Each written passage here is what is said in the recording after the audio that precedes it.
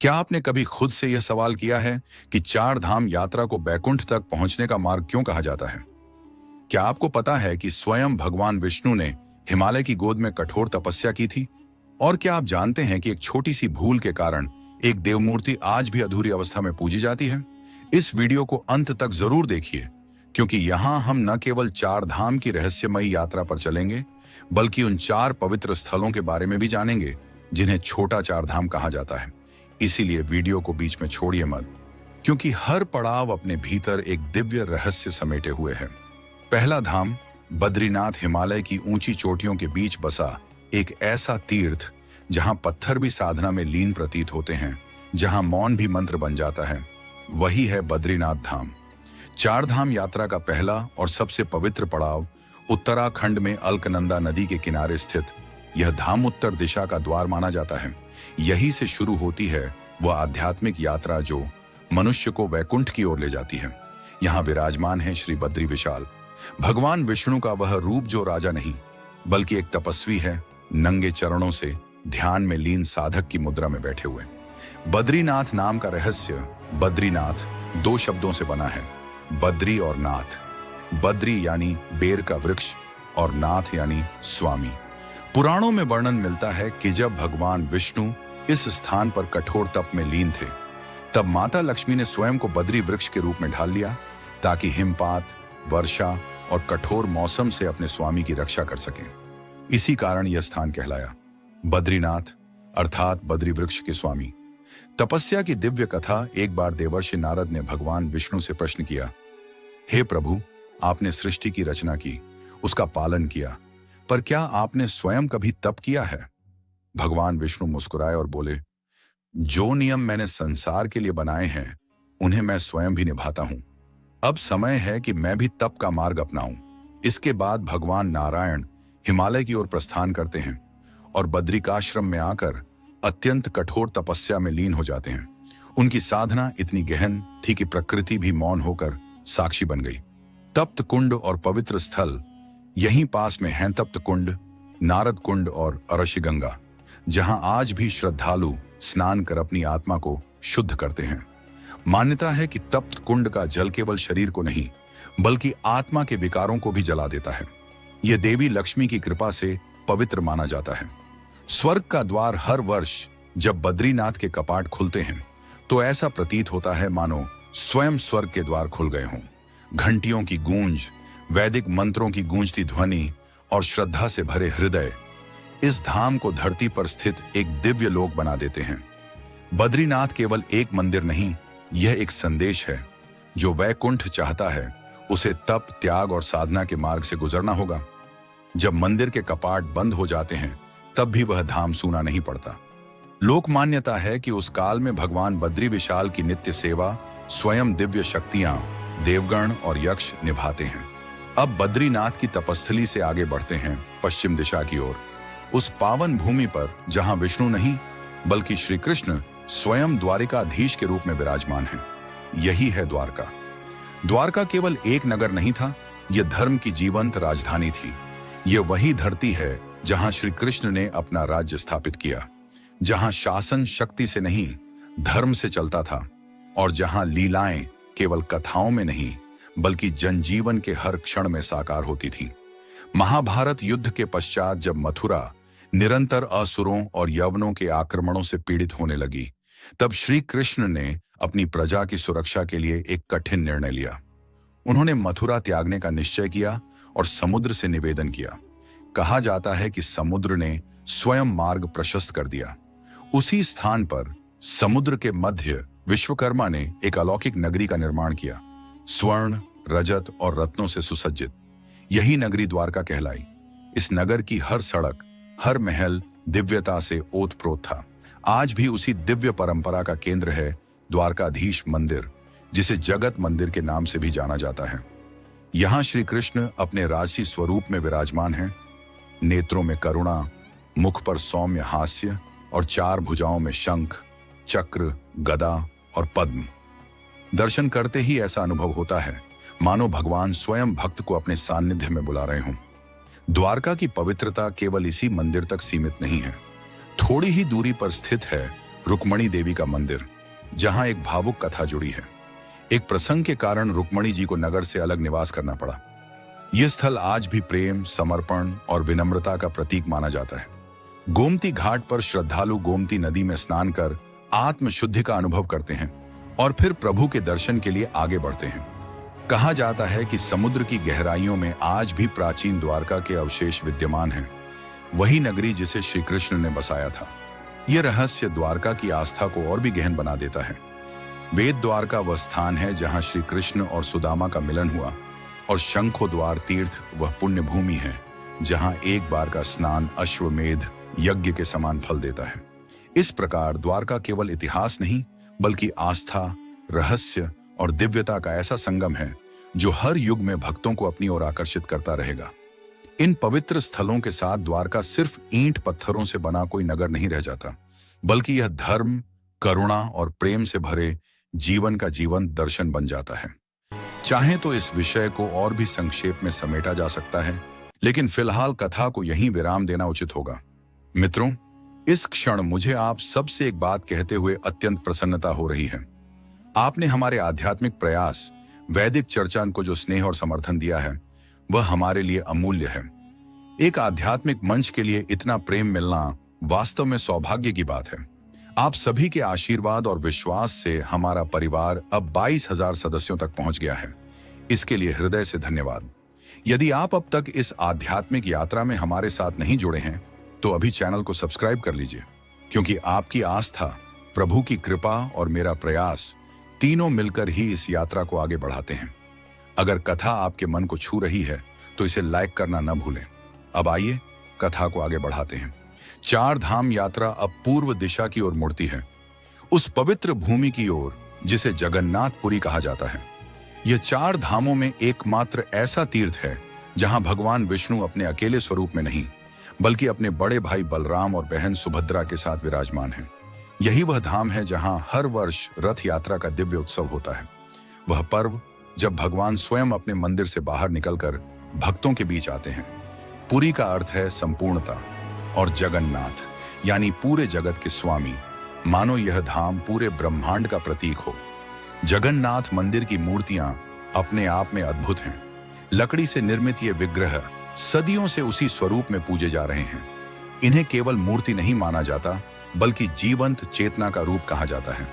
मान्यता है कि राजा इंद्रदुम्न को भगवान ने स्वप्न में दर्शन देकर संकेत दिया था कि समुद्र तट पर उन्हें एक दिव्य काष्ठखंड प्राप्त होगा, जिससे उनकी प्रतिमा बनेगी। लेकिन शर्त यह थी कि मूर्ति निर्माण के दौरान कोई भी उस कक्ष में प्रवेश न करे। कारीगर ने स्वयं को भीतर बंद कर लिया। कई दिनों तक कोई आहट नहीं सुनाई दी। शंका में आकर जब द्वार खोला गया तो मूर्तियां अधूरी थीं। तभी आकाशवाणी हुई, यही मेरा स्वीकार्य स्वरूप है। तब से आज तक वही अपूर्ण प्रतीत होने वाली प्रतिमाएं पूर्ण श्रद्धा के साथ पूजी जाती हैं। रथ यात्रा के समय जगन्नाथ, बलराम और सुभद्रा विशाल रथों पर सवार होकर गुंडीचा मंदिर जाते हैं। यह यात्रा दर्शाती है कि भगवान केवल वैकुंठ तक सीमित नहीं रहते, बल्कि अपने भक्तों के द्वार तक स्वयं आते हैं। उस दिन न राजा होता है न गरीब, सभी एक समान होकर रथ खींचते हैं। यह परंपरा सिखाती है कि ईश्वर महलों में नहीं, बल्कि निष्कलंक भक्ति में वास करते हैं। पुरी का महाप्रसाद भी केवल भोजन नहीं, बल्कि समान रूप से सबको मिलने वाली दिव्य कृपा है। यही वह धाम है जहां चैतन्य महाप्रभु, मीरा और तुलसीदास जैसे महान भक्तों ने ईश्वर की अनुभूति की। कहा जाता है कि जो सच्चे भाव से यहाँ आता है वह कभी रिक्त हाथ नहीं लौटता, क्योंकि यहाँ स्वयं जगन्नाथ अपने भक्त की ओर हाथ बढ़ाते हैं। अब हमारी यात्रा बढ़ती है दक्षिण दिशा की ओर, अंतिम धाम रामेश्वरम की तरफ। यह वह पवित्र भूमि है जहां भक्ति, पराक्रम और करुणा एक साथ मिलती है। यहाँ भगवान शिव विराजमान है, लेकिन यह तीर्थ श्री राम से जुड़ा है। लंका विजय से पूर्व श्री राम ने यहीं शिव की आराधना की और शिवलिंग की स्थापना की। इसी कारण यह स्थान कहलाया राम प्लस ईश्वर, रामेश्वरम। यहां स्थापित शिवलिंग को रामनाथ स्वामी कहा जाता है। यह धाम यह संदेश देता है कि मर्यादा पुरुषोत्तम राम भी अपने कर्तव्य से पहले विनय और आराधना को सर्वोपरि मानते थे।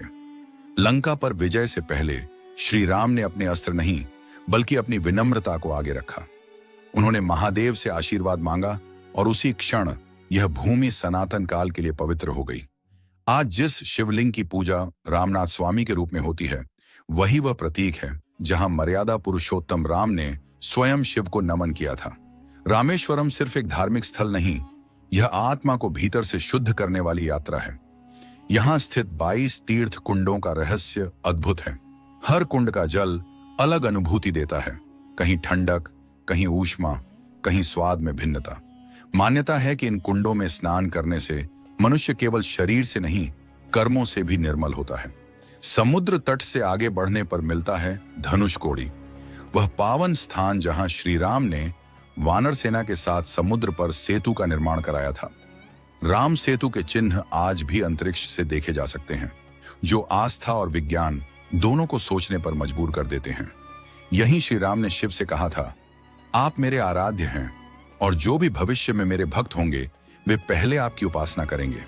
यही कारण है कि रामेश्वरम हमें यह संदेश देता है कि भक्ति में श्रेष्ठता नहीं होती, जो सच्चा है वही ईश्वर के सबसे निकट होता है। राम से पहले शिव की पूजा यह परंपरा नहीं, यह विनम्रता की शिक्षा है। अब अगला अध्याय उन 4 पवित्र स्थलों का है जिन्हें छोटा 4 धाम कहा जाता है। केदारनाथ, यमुनोत्री, गंगोत्री और बद्रीनाथ। ये चारों धाम भी उतनी ही दिव्यता और आध्यात्मिक ऊर्जा से भरे हैं। अगर आप चाहते हैं कि हम इन छोटे 4 धामों की यात्रा पर भी आपको विस्तार से ले चलें, तो नीचे कमेंट करके जरूर बताइए। इस वीडियो को लाइक करें। इस बार हमारा लक्ष्य है 10,000 लाइक्स। और अगर अभी तक आपने चैनल को सब्सक्राइब नहीं किया है तो अभी कर लीजिए। फिर मिलेंगे एक नई आध्यात्मिक यात्रा के साथ। जय श्री हरि ओम। भारत में एक ऐसा अद्भुत धाम है जहां भगवान शिव की आरती साधारण फूलों से नहीं, बल्कि चिता की पवित्र भस्म से की जाती है। एक ऐसा स्थान जहां मृत्यु भी कदम रखते हुए सोच में पड़ जाए। यह स्थान जितना श्रद्धा से भरा हुआ है, उतना ही रहस्य और रोमांच से घिरा हुआ भी। उज्जैन का विश्वविख्यात महाकालेश्वर मंदिर, जहां विराजते हैं समय और मृत्यु दोनों के स्वामी महाकाल। 12 ज्योतिर्लिंगों में गिने जाने वाला यह मंदिर न केवल प्राचीन है, बल्कि अपनी विशिष्टताओं के कारण अद्भुत भी। जहां देश भर में शिवलिंग उत्तर दिशा की ओर मुख रखते हैं, वहीं महाकालेश्वर का शिवलिंग अकेला ऐसा है जो दक्षिणाभिमुख है। दक्षिण दिशा को यम का मार्ग माना जाता है और इसी वजह से यह स्थान अनोखे रहस्यों का केंद्र माना गया है। किंवदंती कहती है, काल का अर्थ सिर्फ मृत्यु नहीं, बल्कि समय भी है, और यहाँ के प्रभु दोनों ही सीमाओं के पार हैं। यही कारण है कि महाकाल और काल भैरव से जुड़े रहस्य आज भी लोगों को विस्मित करते हैं। यहाँ एक ऐसा भय मिश्रित विश्वास भी है कि कोई राजा, मंत्री या यहाँ तक कि देश का प्रधानमंत्री भी उज्जैन में रात नहीं बिताता। क्यों? यदि वे यहाँ रात गुजारें तो क्या अशुभ घट सकता है? और हाल ही में जब मध्य प्रदेश के मुख्यमंत्री मोहन यादव ने इस परंपरा को चुनौती देने की कोशिश की, तब क्या अनहोनी हुई? इसका जवाब लोगों को आज भी सोच में डाल देता है। मंदिर की सबसे रहस्यमय परंपराओं में से एक है प्रातः काल 4 बजे होने वाली भस्म आरती। कहा जाता है कि प्राचीन काल में यह रस्म मनुष्य की चिता की राख से ही संपन्न की जाती थी। कई लोगों का तो आज भी मानना है कि यह परंपरा पूर्णतः समाप्त नहीं हुई है और शिवलिंग पर चढ़ाई जाने वाली भस्म का वास्तविक स्रोत आज भी रहस्य में डूबा है। भक्त मानते हैं कि इस आरती को देखने मात्र से ही व्यक्ति के जीवन के अनिष्ट दूर हो जाते हैं। उज्जैन की रहस्यमयी परंपराएं यहीं खत्म नहीं होती। शहर का काल भैरव मंदिर भी एक अनोखी कथा समेटे हैं। यहाँ प्रतिदिन भैरव को हजारों लीटर मदिरा अर्पित की जाती है और सबसे हैरान करने वाली बात यह कि मूर्ति वह मदिरा स्वयं ग्रहण करती हुई प्रतीत होती है। कई शोधकर्ताओं और इतिहासकारों ने इसकी गुत्थी सुलझाने की कोशिश की, लेकिन आज तक कोई यह नहीं समझ पाया कि आखिर वह शराब जाति कहाँ है। और जब अंग्रेजों ने इस रहस्य के पीछे का सच जानने के लिए मंदिर के नीचे खुदाई करवाने की कोशिश की, तब उनके साथ जो अकल्पनीय घटना हुई उसने सबको भयभीत कर दिया। उस दिन के बाद किसी ने दोबारा यह रहस्य छेड़ने की हिम्मत नहीं की। तो मित्रों, तैयार हो जाइए उज्जैन की उस पवित्र नगरी की अनोखी यात्रा पर, जहां आस्था अपने चरम पर है और रहस्य उतने ही गहरे जितना महाकाल का अस्तित्व स्वयं।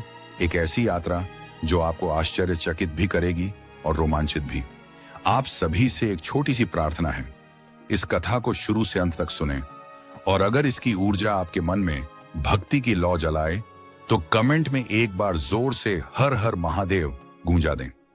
बहुत समय पहले जब उज्जैन को अवंतिकापुरी कहा जाता था, तब यह नगर अपनी संपन्नता और सौंदर्य के लिए दूर दूर तक प्रसिद्ध था। उस समय वहां के राजा चंद्रसेन राज करते थे, जो शिव के अनन्य भक्त और शिव गणों के प्रमुख मणिभद्र के अत्यंत प्रिय मित्र थे।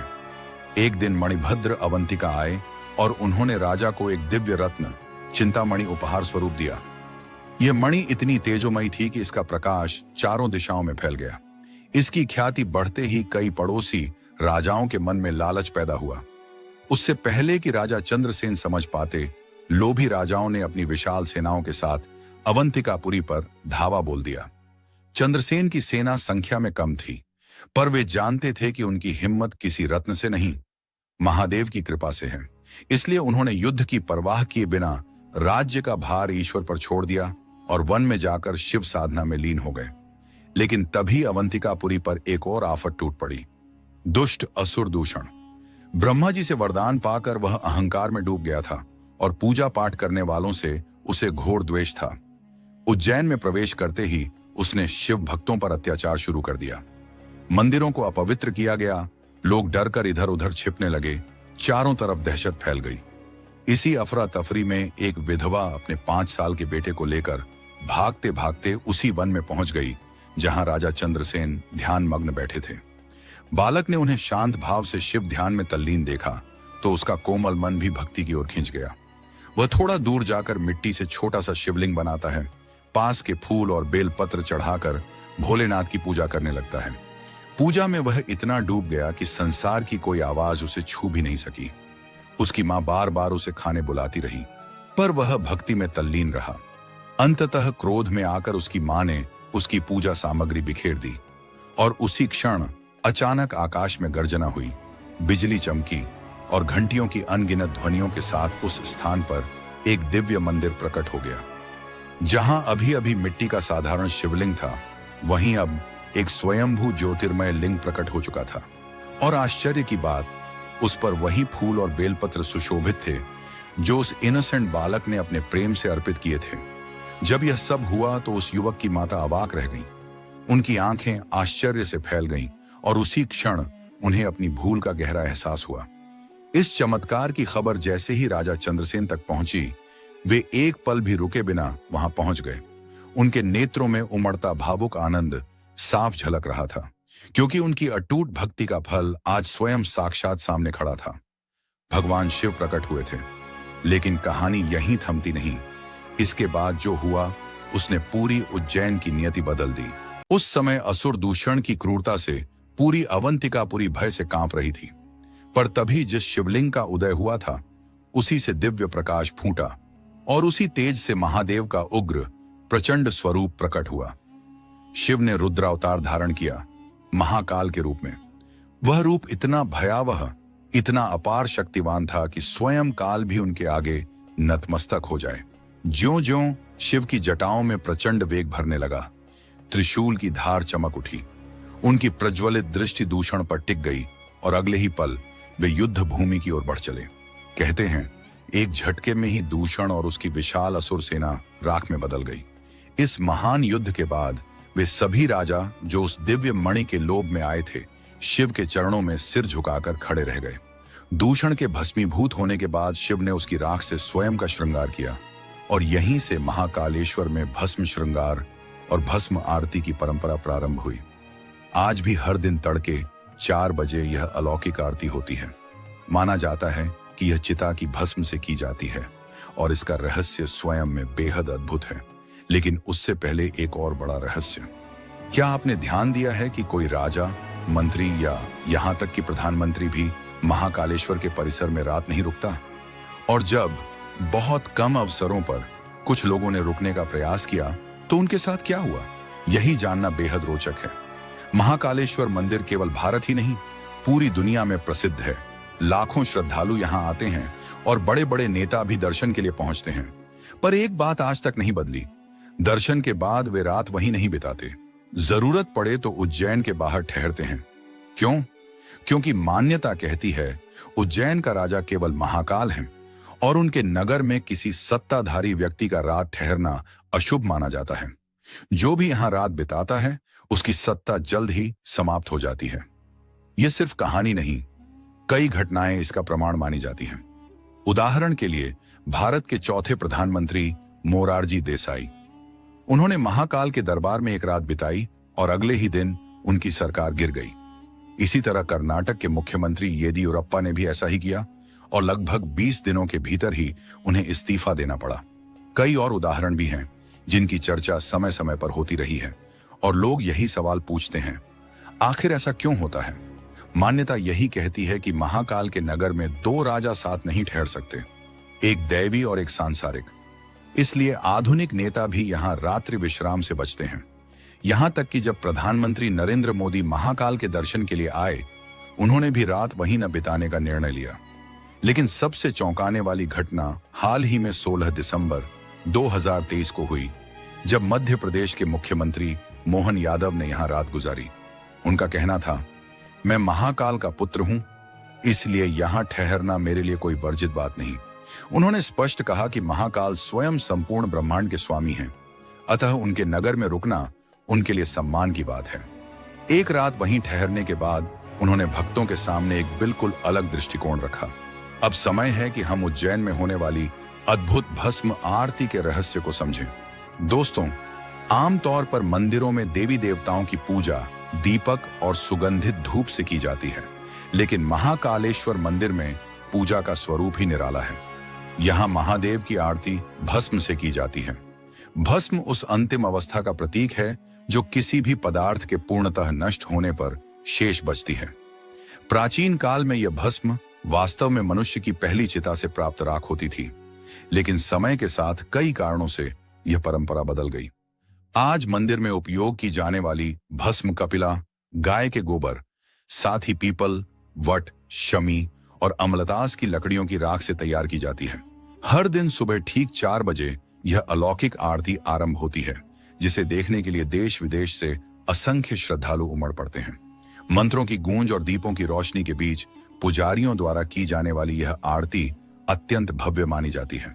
श्रद्धा यह कहती है कि जिस भक्त का मन सच्चा हो और जो इस आरती के दर्शन कर ले, उसके जीवन से मृत्यु का भय हट जाता है।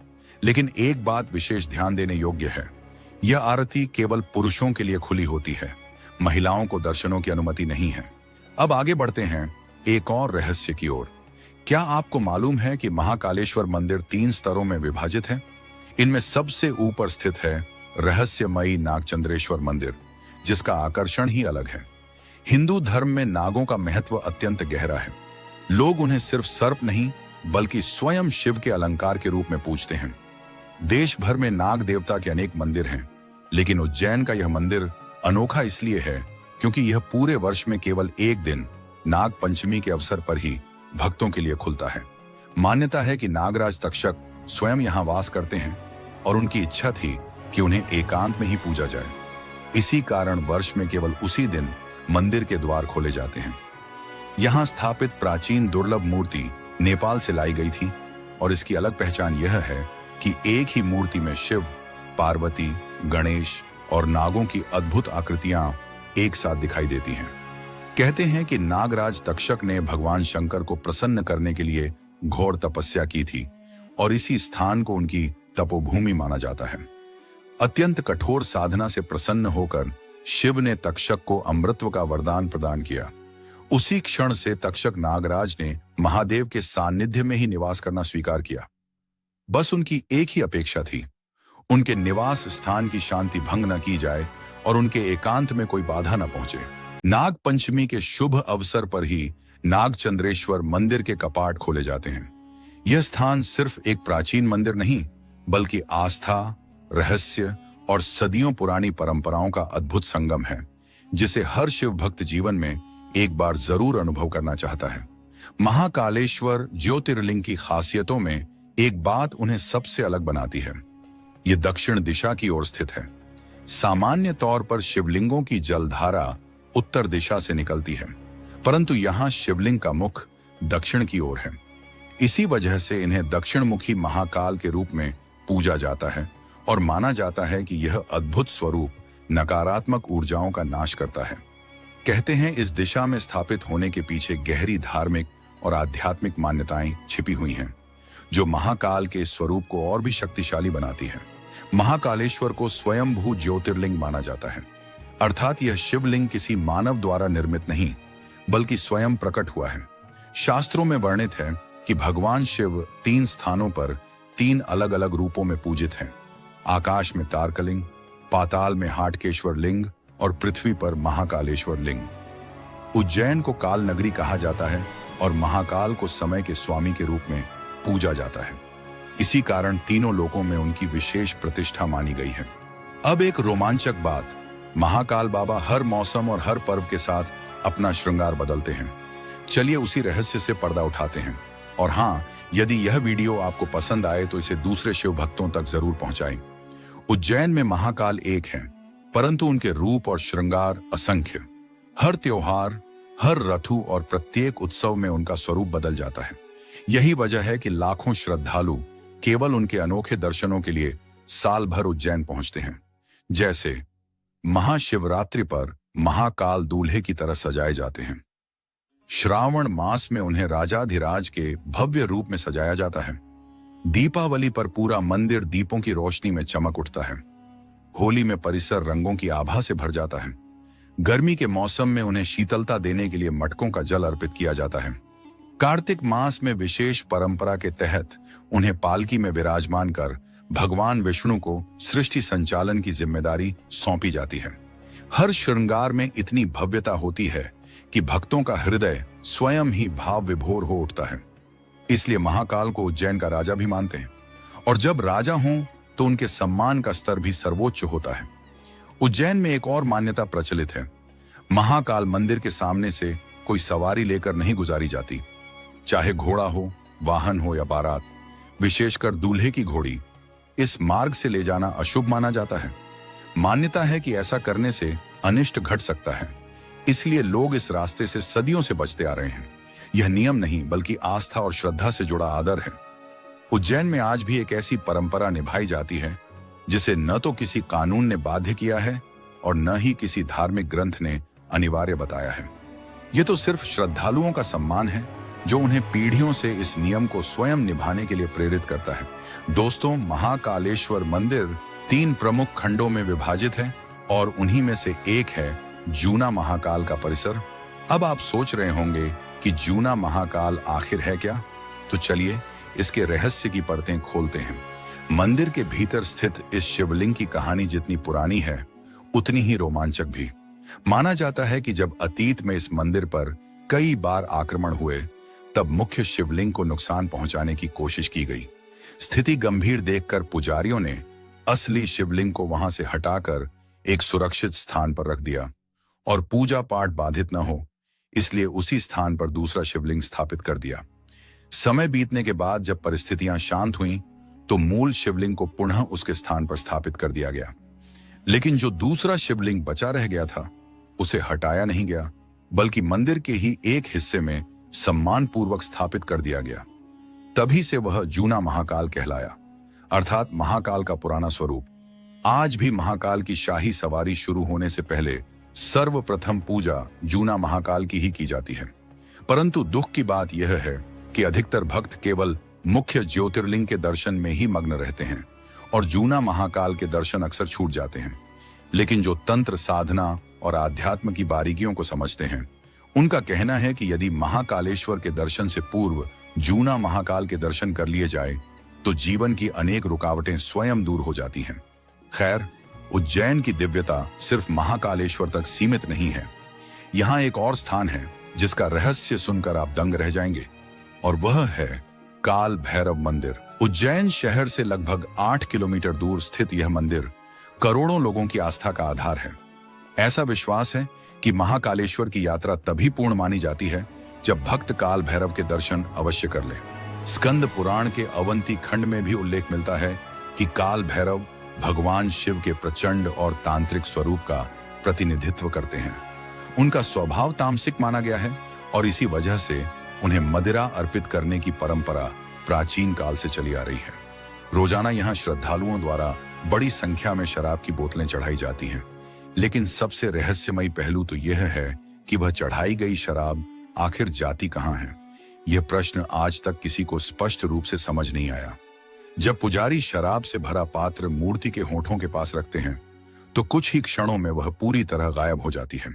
ऐसा प्रतीत होता है मानो स्वयं भैरवनाथ उसका स्वीकार कर रहे हों। मूर्ति में कोई सुराख नहीं, कोई पाइप नहीं और न ही कोई ऐसा तंत्र जो इस घटना को समझा सके। फिर भी मदिरा विलीन हो जाती है। यही रहस्य इस स्थान की आस्था को और गहरा बना देता है। ब्रिटिश काल के दिनों में कैप्टन हंटर नाम का एक अंग्रेज अफसर यहाँ की परंपरा को छल समझ बैठा। उसे लगा कि यह सब लोगों की बनाई हुई कहानी है। सच का पता लगाने की जिद में उसने मंदिर की खुदाई करवाई और मूर्ति को नुकसान पहुंचाने की कोशिश तक की। लेकिन आश्चर्य की बात यह रही कि उसे न तो कोई रहस्य मिला और न ही कोई वैज्ञानिक वजह। उल्टा कुछ ही समय बाद वह अजीब परिस्थितियों में मौत का शिकार हो गया, जो आज तक एक पहेली बनी हुई है। इसके बाद अनेक विदेशी डॉक्यूमेंट्री मेकर्स, रिपोर्टर और वैज्ञानिक टीमें यहां पहुंची। स्कैनिंग डिवाइस, हाई डेफिनेशन कैमरे, साउंड रिकॉर्डर सब लगा दिए गए, पर हर प्रयास का एक ही नतीजा निकला, कुछ भी हाथ न लगा। शराब जैसे ही मूर्ति के समीप पहुंचती वह लापता हो जाती, मानो हवा में विलीन हो गई हो।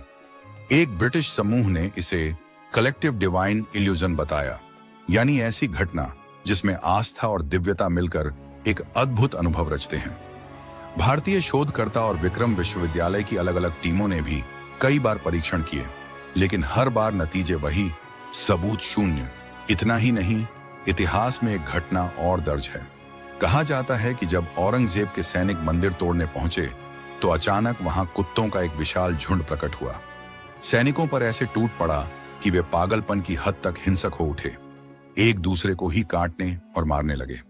हालात इतने बिगड़ गए कि औरंगजेब को अपने ही लोगों को मौत के घाट उतारना पड़ा।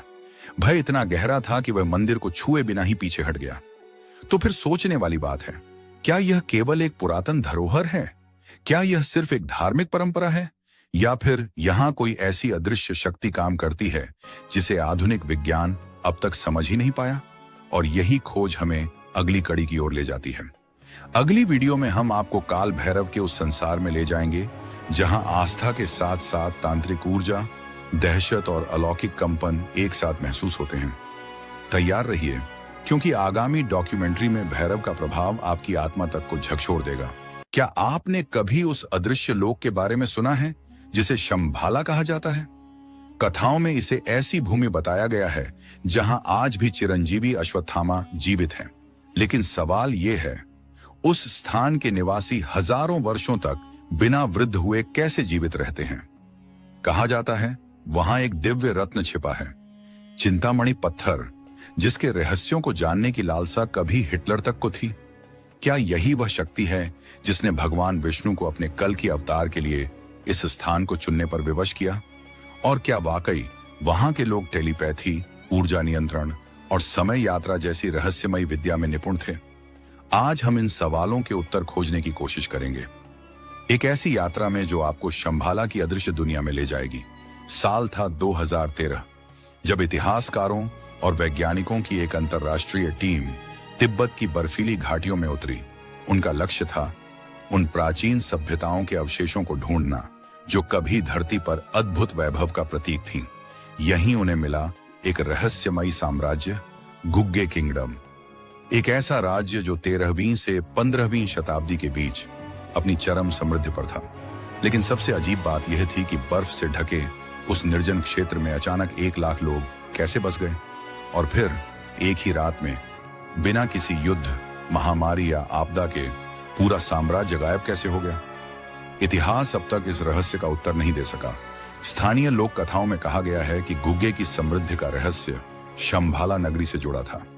राजा से जब पूछा गया कि उन्होंने रेगिस्तान जैसी भूमि को स्वर्ण नगरी में कैसे बदल दिया, तो वे केवल मुस्कुराकर कहते, यह शंभाला का आशीर्वाद है। लेकिन 1673 में जब लद्दाख के राजा ने इस राज्य पर आक्रमण किया, तो उसकी सेना ने जो देखा उसे सब सन्न रह गए। पूरा नगर खाली था, एक भी मनुष्य नहीं। महलों के नीचे फैली सुरंगें जैसे किसी रहस्य को छुपा रही थीं। कुछ सुरंगों में हाल के मानव गतिविधियों के संकेत मिले। कहा गया कि गुग्गे के लोग शंभाला के साधकों की मदद से एक गुप्त आयाम में प्रवेश कर गए, जहां समय रुक जाता है और मृत्यु का प्रभाव समाप्त हो जाता है।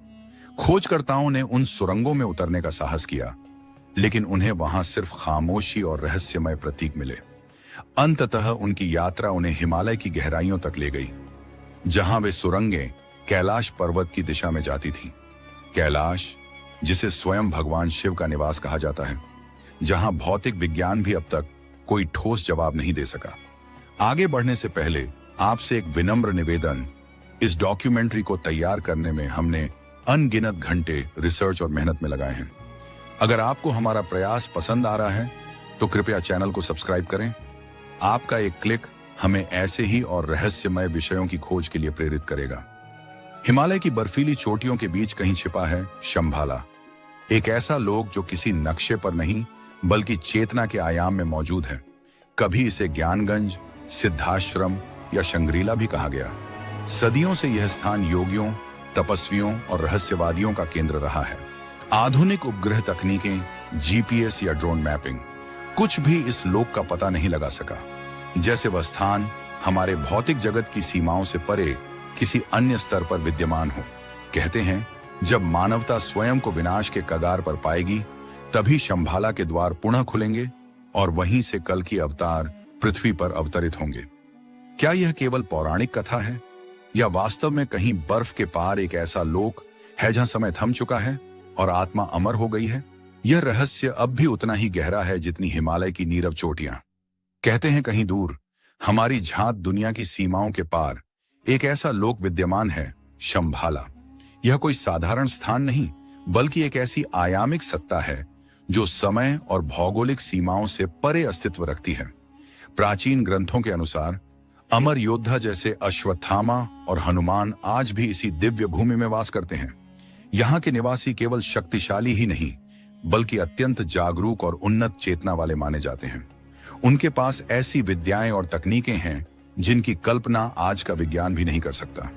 कहा जाता है, शंभाला के लोग समय यात्रा, टाइम ट्रैवल, दूरसंचार, टेलीपैथिक कम्युनिकेशन और अंतरिक्षीय प्राणियों, एक्स्ट्रा टेरेस्ट्रियल बीइंग्स से संवाद की क्षमता रखते हैं। यह कोई भौगोलिक क्षेत्र नहीं, बल्कि एक बहुआयामी ऊर्जा लोक, मल्टी डायमेंशनल रियल्म है, जहां केवल वही पहुंच सकता है जिसकी आत्मा पूर्णतः शुद्ध और चेतना अत्यंत उच्च स्तर पर हो। तिब्बती बौद्ध धर्म के कालचक्र तंत्र में शंभाला का विशेष उल्लेख मिलता है। वहीं हिंदू पुराणों में इसे एक दिव्य राज्य बताया गया है, ऐसा लोक जहां सत्य, ज्ञान और शांति का शासन है। शंभाला केवल एक रहस्य नहीं, बल्कि एक आध्यात्मिक प्रतीक भी है, जो हमें भीतर झांकने और अपनी आत्मा के उच्चतम स्वरूप को पहचानने की प्रेरणा देता है। प्राचीन भविष्यवाणियों में कहा गया है कि जब पृथ्वी पर धर्म का क्षय और अधर्म का विस्तार चरम पर पहुंचेगा, तब शंभाला से एक महायोद्धा प्रकट होगा।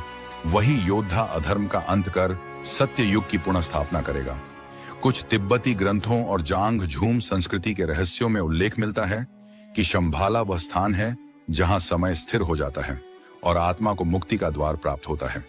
यही वह पवित्र भूमि है जहां भविष्य में कल की अवतार का जन्म होने की भविष्यवाणी की गई है। वह दिव्य शक्ति जो कलयुग के अंधकार का अंत करेगी। संस्कृत में शंभ का अर्थ है शांति और आला का अर्थ है आवास, अर्थात शंभाला शांति का निवास। तिब्बत की एक प्राचीन रहस्यमयी पुस्तक में एक गुप्त मानचित्र वर्णित है, जिसमें प्राचीन सभ्यताओं जैसे फारस, बेबीलोन और यहूदी प्रदेशों के साथ शंभाला का भी संकेत मिलता है। जैसे यह स्थान मानव सभ्यता की सबसे गूढ़ कड़ी हो। दुनिया के प्राचीनतम मानचित्रों में एक ऐसा भी मानचित्र बताया गया है जिसमें धरती के बीचों बीच छिपी एक रहस्यमयी सभ्यता का उल्लेख मिलता है। तिब्बत के बोन संप्रदाय ने इसे जीवन के स्रोत और चेतना का केंद्र माना है।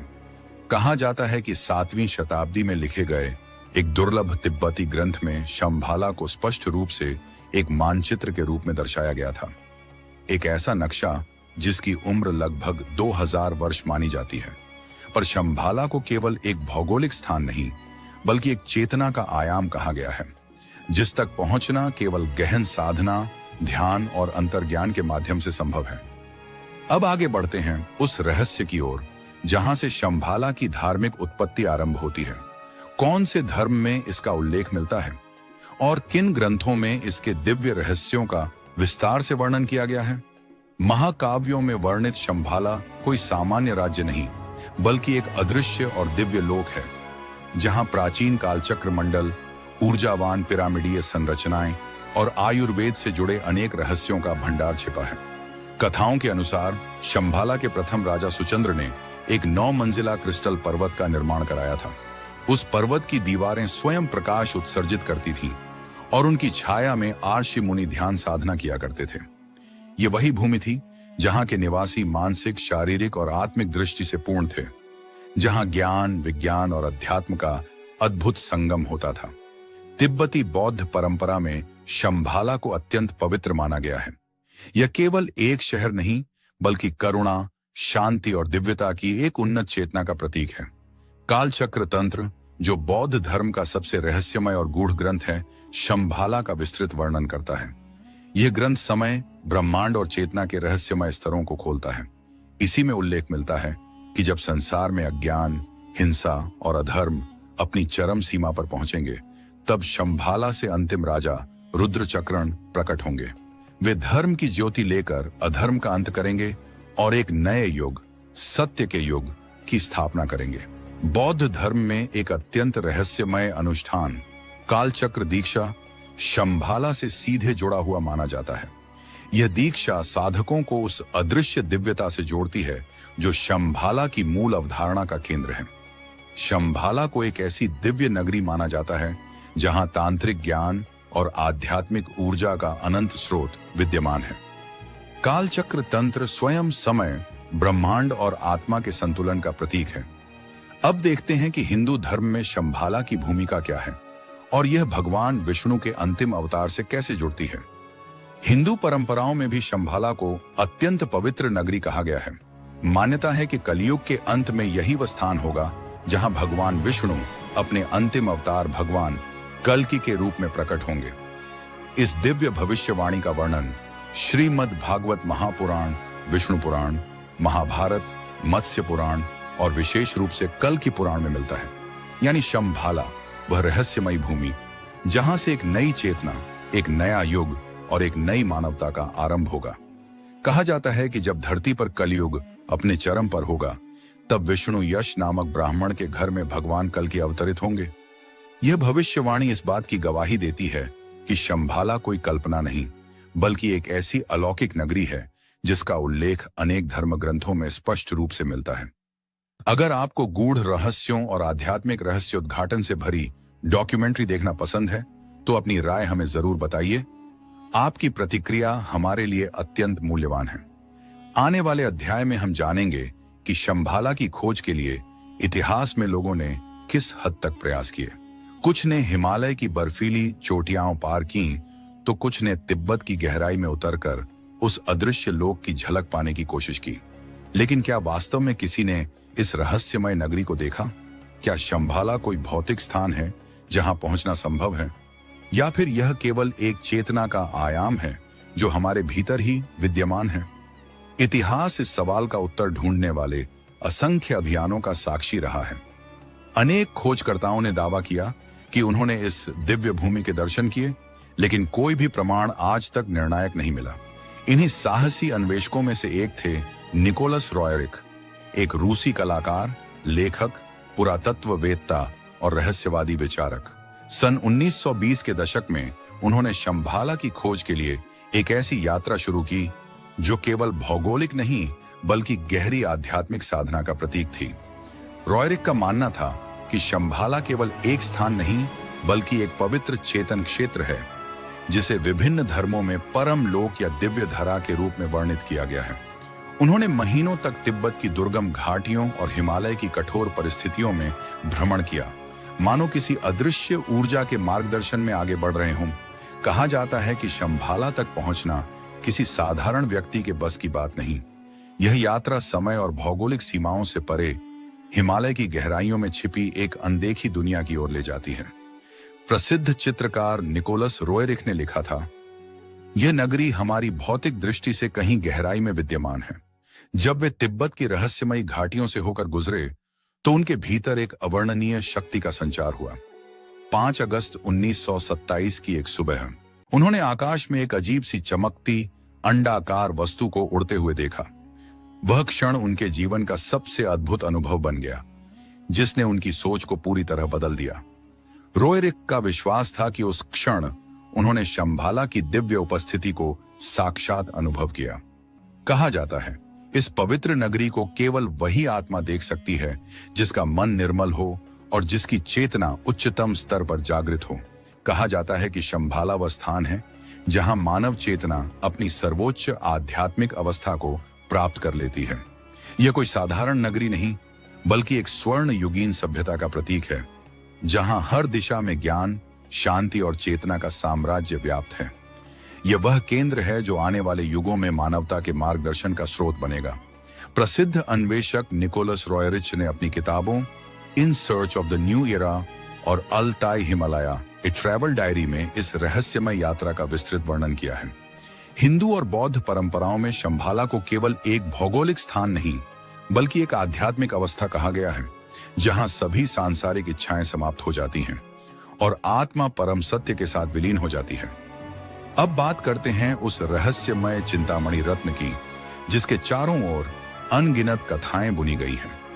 यह कोई साधारण रत्न नहीं, बल्कि अदृश्य शक्तियों और दिव्य ऊर्जा का केंद्र माना जाता है। प्राचीन ग्रंथों में इसे देवताओं से जुड़ा अलौकिक प्रतीक बताया गया है। रॉयरिच का विश्वास था कि यही रत्न शंभाला के रहस्यों की कुंजी हो सकता है। अपनी यात्राओं के दौरान उन्होंने कई अलौकिक घटनाओं का अनुभव किया। उन्होंने लिखा कि यह पत्थर न केवल मानव चेतना को ऊंचा उठा सकता है, बल्कि संपूर्ण मानव जाति को एक नए युग की ओर अग्रसर करने की क्षमता रखता है। लेकिन रहस्यों की यह यात्रा यहीं खत्म नहीं होती। अब चलते हैं एक ऐसी झील की ओर जो डर, रहस्य और जिज्ञासा का संगम है।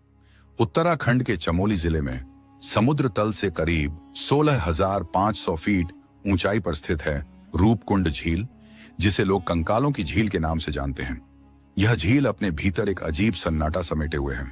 न यहाँ कोई मछली है, न कोई जीव, सिर्फ बिखरे पड़े हैं सैकड़ों मानव कंकाल। हर साल अनगिनत यात्री इस रहस्यमयी झील की ओर आकर्षित होते हैं, पर वैज्ञानिक अब तक इसके रहस्य को पूरी तरह सुलझा नहीं पाए हैं। 2019 में हुए डीएनए परीक्षणों ने चौंका देने वाला सच उजागर किया। यह लोग एक ही समय के नहीं थे, बल्कि लगभग 1000 वर्षों के अंतराल में मरे थे। कई खोपड़ियों पर गहरी चोटों के निशान पाए गए, जिससे यह प्रश्न उठा, क्या यहाँ किसी नरसंहार की कहानी छिपी है? और भी रोचक बात यह थी कि इन कंकालों में कुछ दक्षिण एशिया से थे, जबकि कुछ चीन और कोरिया से संबंधित पाए गए। अब सवाल उठता है, इतनी ऊंचाई पर यह लोग क्यों और कैसे पहुंचे? कुछ मान्यताओं के अनुसार ये लोग शायद शंभाला की खोज में निकले तीर्थयात्री थे, जो रास्ते में यति, उस रहस्यमय हिम मानव के शिकार बने। कहा जाता है कि यति कैलाश पर्वत के गुप्त क्षेत्रों में रहता है और वही शंभाला का रक्षक है। क्या यह संभव है कि इन यात्रियों ने शंभाला तक पहुंचने की कोशिश की और यति ने उनकी रक्षा की परीक्षा ले ली? हालांकि अब तक यति के अस्तित्व का कोई वैज्ञानिक प्रमाण नहीं मिला, फिर भी तिब्बत और नेपाल के कई लोग इसके देखे जाने का दावा करते हैं। अब नजर डालते हैं एक और रहस्यमयी हस्ती पर, हेलेना ब्लावस्की। यह नाम आधुनिक अध्यात्म की दुनिया में अत्यंत प्रभावशाली रहा है।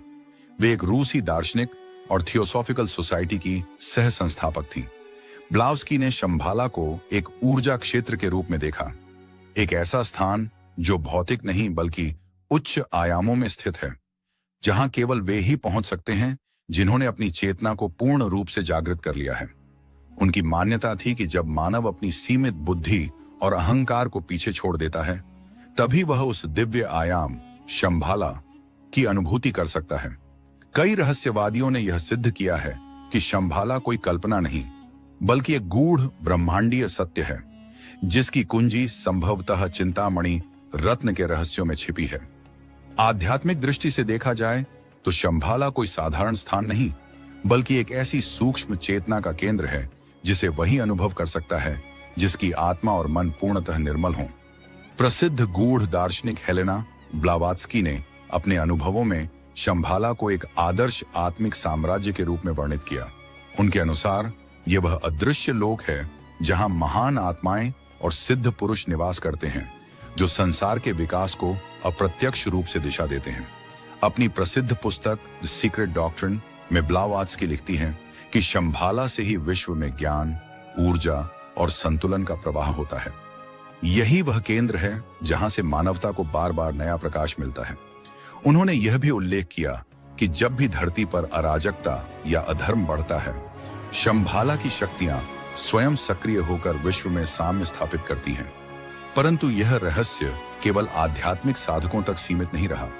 20वीं शताब्दी के तीसरे दशक में इस विषय ने एक भयावह मोड़ लिया, जब नाजी शासन और स्वयं एडोल्फ हिटलर ने इस अदृश्य नगरी के रहस्यों की खोज शुरू की।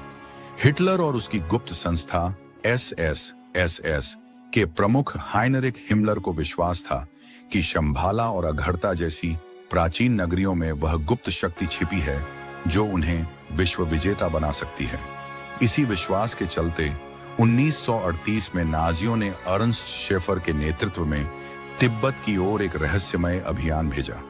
आधिकारिक तौर पर इसे वैज्ञानिक अन्वेषण कहा गया, लेकिन असल उद्देश्य था शंभाला के रहस्य तक पहुंचना और उस अलौकिक शक्ति को प्राप्त करना जिसे वे सुपर रेस के निर्माण की चाबी मानते थे। कहा जाता है कि इस अभियान का उद्देश्य केवल तिब्बत की भूमि, संस्कृति और जैव विविधता का अध्ययन करना नहीं था। इसके पीछे एक और गहरी खोज छिपी थी। शंभाला उस अदृश्य नगरी की तलाश जहां मानसिक शक्तियों और प्राचीन तकनीकों के रहस्य सुरक्षित माने जाते हैं। हिमालय की असीम गहराइयों में एक ऐसी दुनिया की खोज की जा रही थी जो समय और स्थान की सीमाओं से परे है, जहां केवल चेतना का अस्तित्व है और भौतिक संसार का कोई अर्थ नहीं। लेकिन यह रहस्यमयी यात्रा कभी अपने लक्ष्य तक नहीं पहुंच सकी। नाजियों का यह गुप्त मिशन रहस्य के आवरण में ही समाप्त हो गया। कुछ दस्तावेज बाद में गुप्त रखे गए जिनमें शंभाला से जुड़ी संभावित सूचनाएं छिपी होने की बात कही जाती है। यहीं से एक नया प्रश्न उठता है, क्या शंभाला वास्तव में कोई भौतिक स्थान है जो कहीं हिमालय की परतों के भीतर छिपा हुआ है, या फिर यह एक आध्यात्मिक लोक, एक चेतन अवस्था है जिसे केवल वे ही देख सकते हैं जो आत्मिक रूप से पूर्ण जागृति तक पहुंचे हों। इन खोजों ने जितना उजागर किया उससे कहीं अधिक रहस्य जन्म दिए। इतना तो स्पष्ट है कि शंभाला का रहस्य आज भी उसी गहराई में दफन है जहां केवल सच्चे साधक ही प्रवेश कर सकते हैं। कहते हैं शंभाला कोई साधारण नगरी नहीं थी, यह एक ऐसी प्राचीन सभ्यता का केंद्र थी जो तकनीक और अध्यात्म दोनों में आज की दुनिया से बहुत आगे थी। यहाँ के लोग न केवल दीर्घायु थे बल्कि अपनी चेतना को इस स्तर तक विकसित कर चुके थे कि वे ब्रह्मांड की शक्तियों से संवाद कर सकें। कुछ कथाओं के अनुसार शंभाला के निवासी अन्य लोकों और सभ्यताओं, यहाँ तक कि एलियंस से भी संपर्क स्थापित करने में सक्षम थे। वे यह कार्य किसी यंत्र से नहीं बल्कि अपने मानसिक कंपन और चेतन शक्ति से करते थे। शायद इसलिए शंभाला आज भी एक ऐसी पहेली है जिसे केवल वही सुलझा सकता है जो आत्मा, विज्ञान और रहस्य तीनों के संगम को समझने की क्षमता रखता हो। भौतिक रूप से यह अध्याय जितना रोमांचक है उतना ही हमारे सोचने के दृष्टिकोण को चुनौती देने वाला भी है। शंभाला की सबसे रहस्यमय तकनीकों का केंद्र था चिंतामणि रत्न। यह कोई साधारण रत्न नहीं था, इसे ब्रह्मांडीय ऊर्जा का एक केंद्र माना जाता था।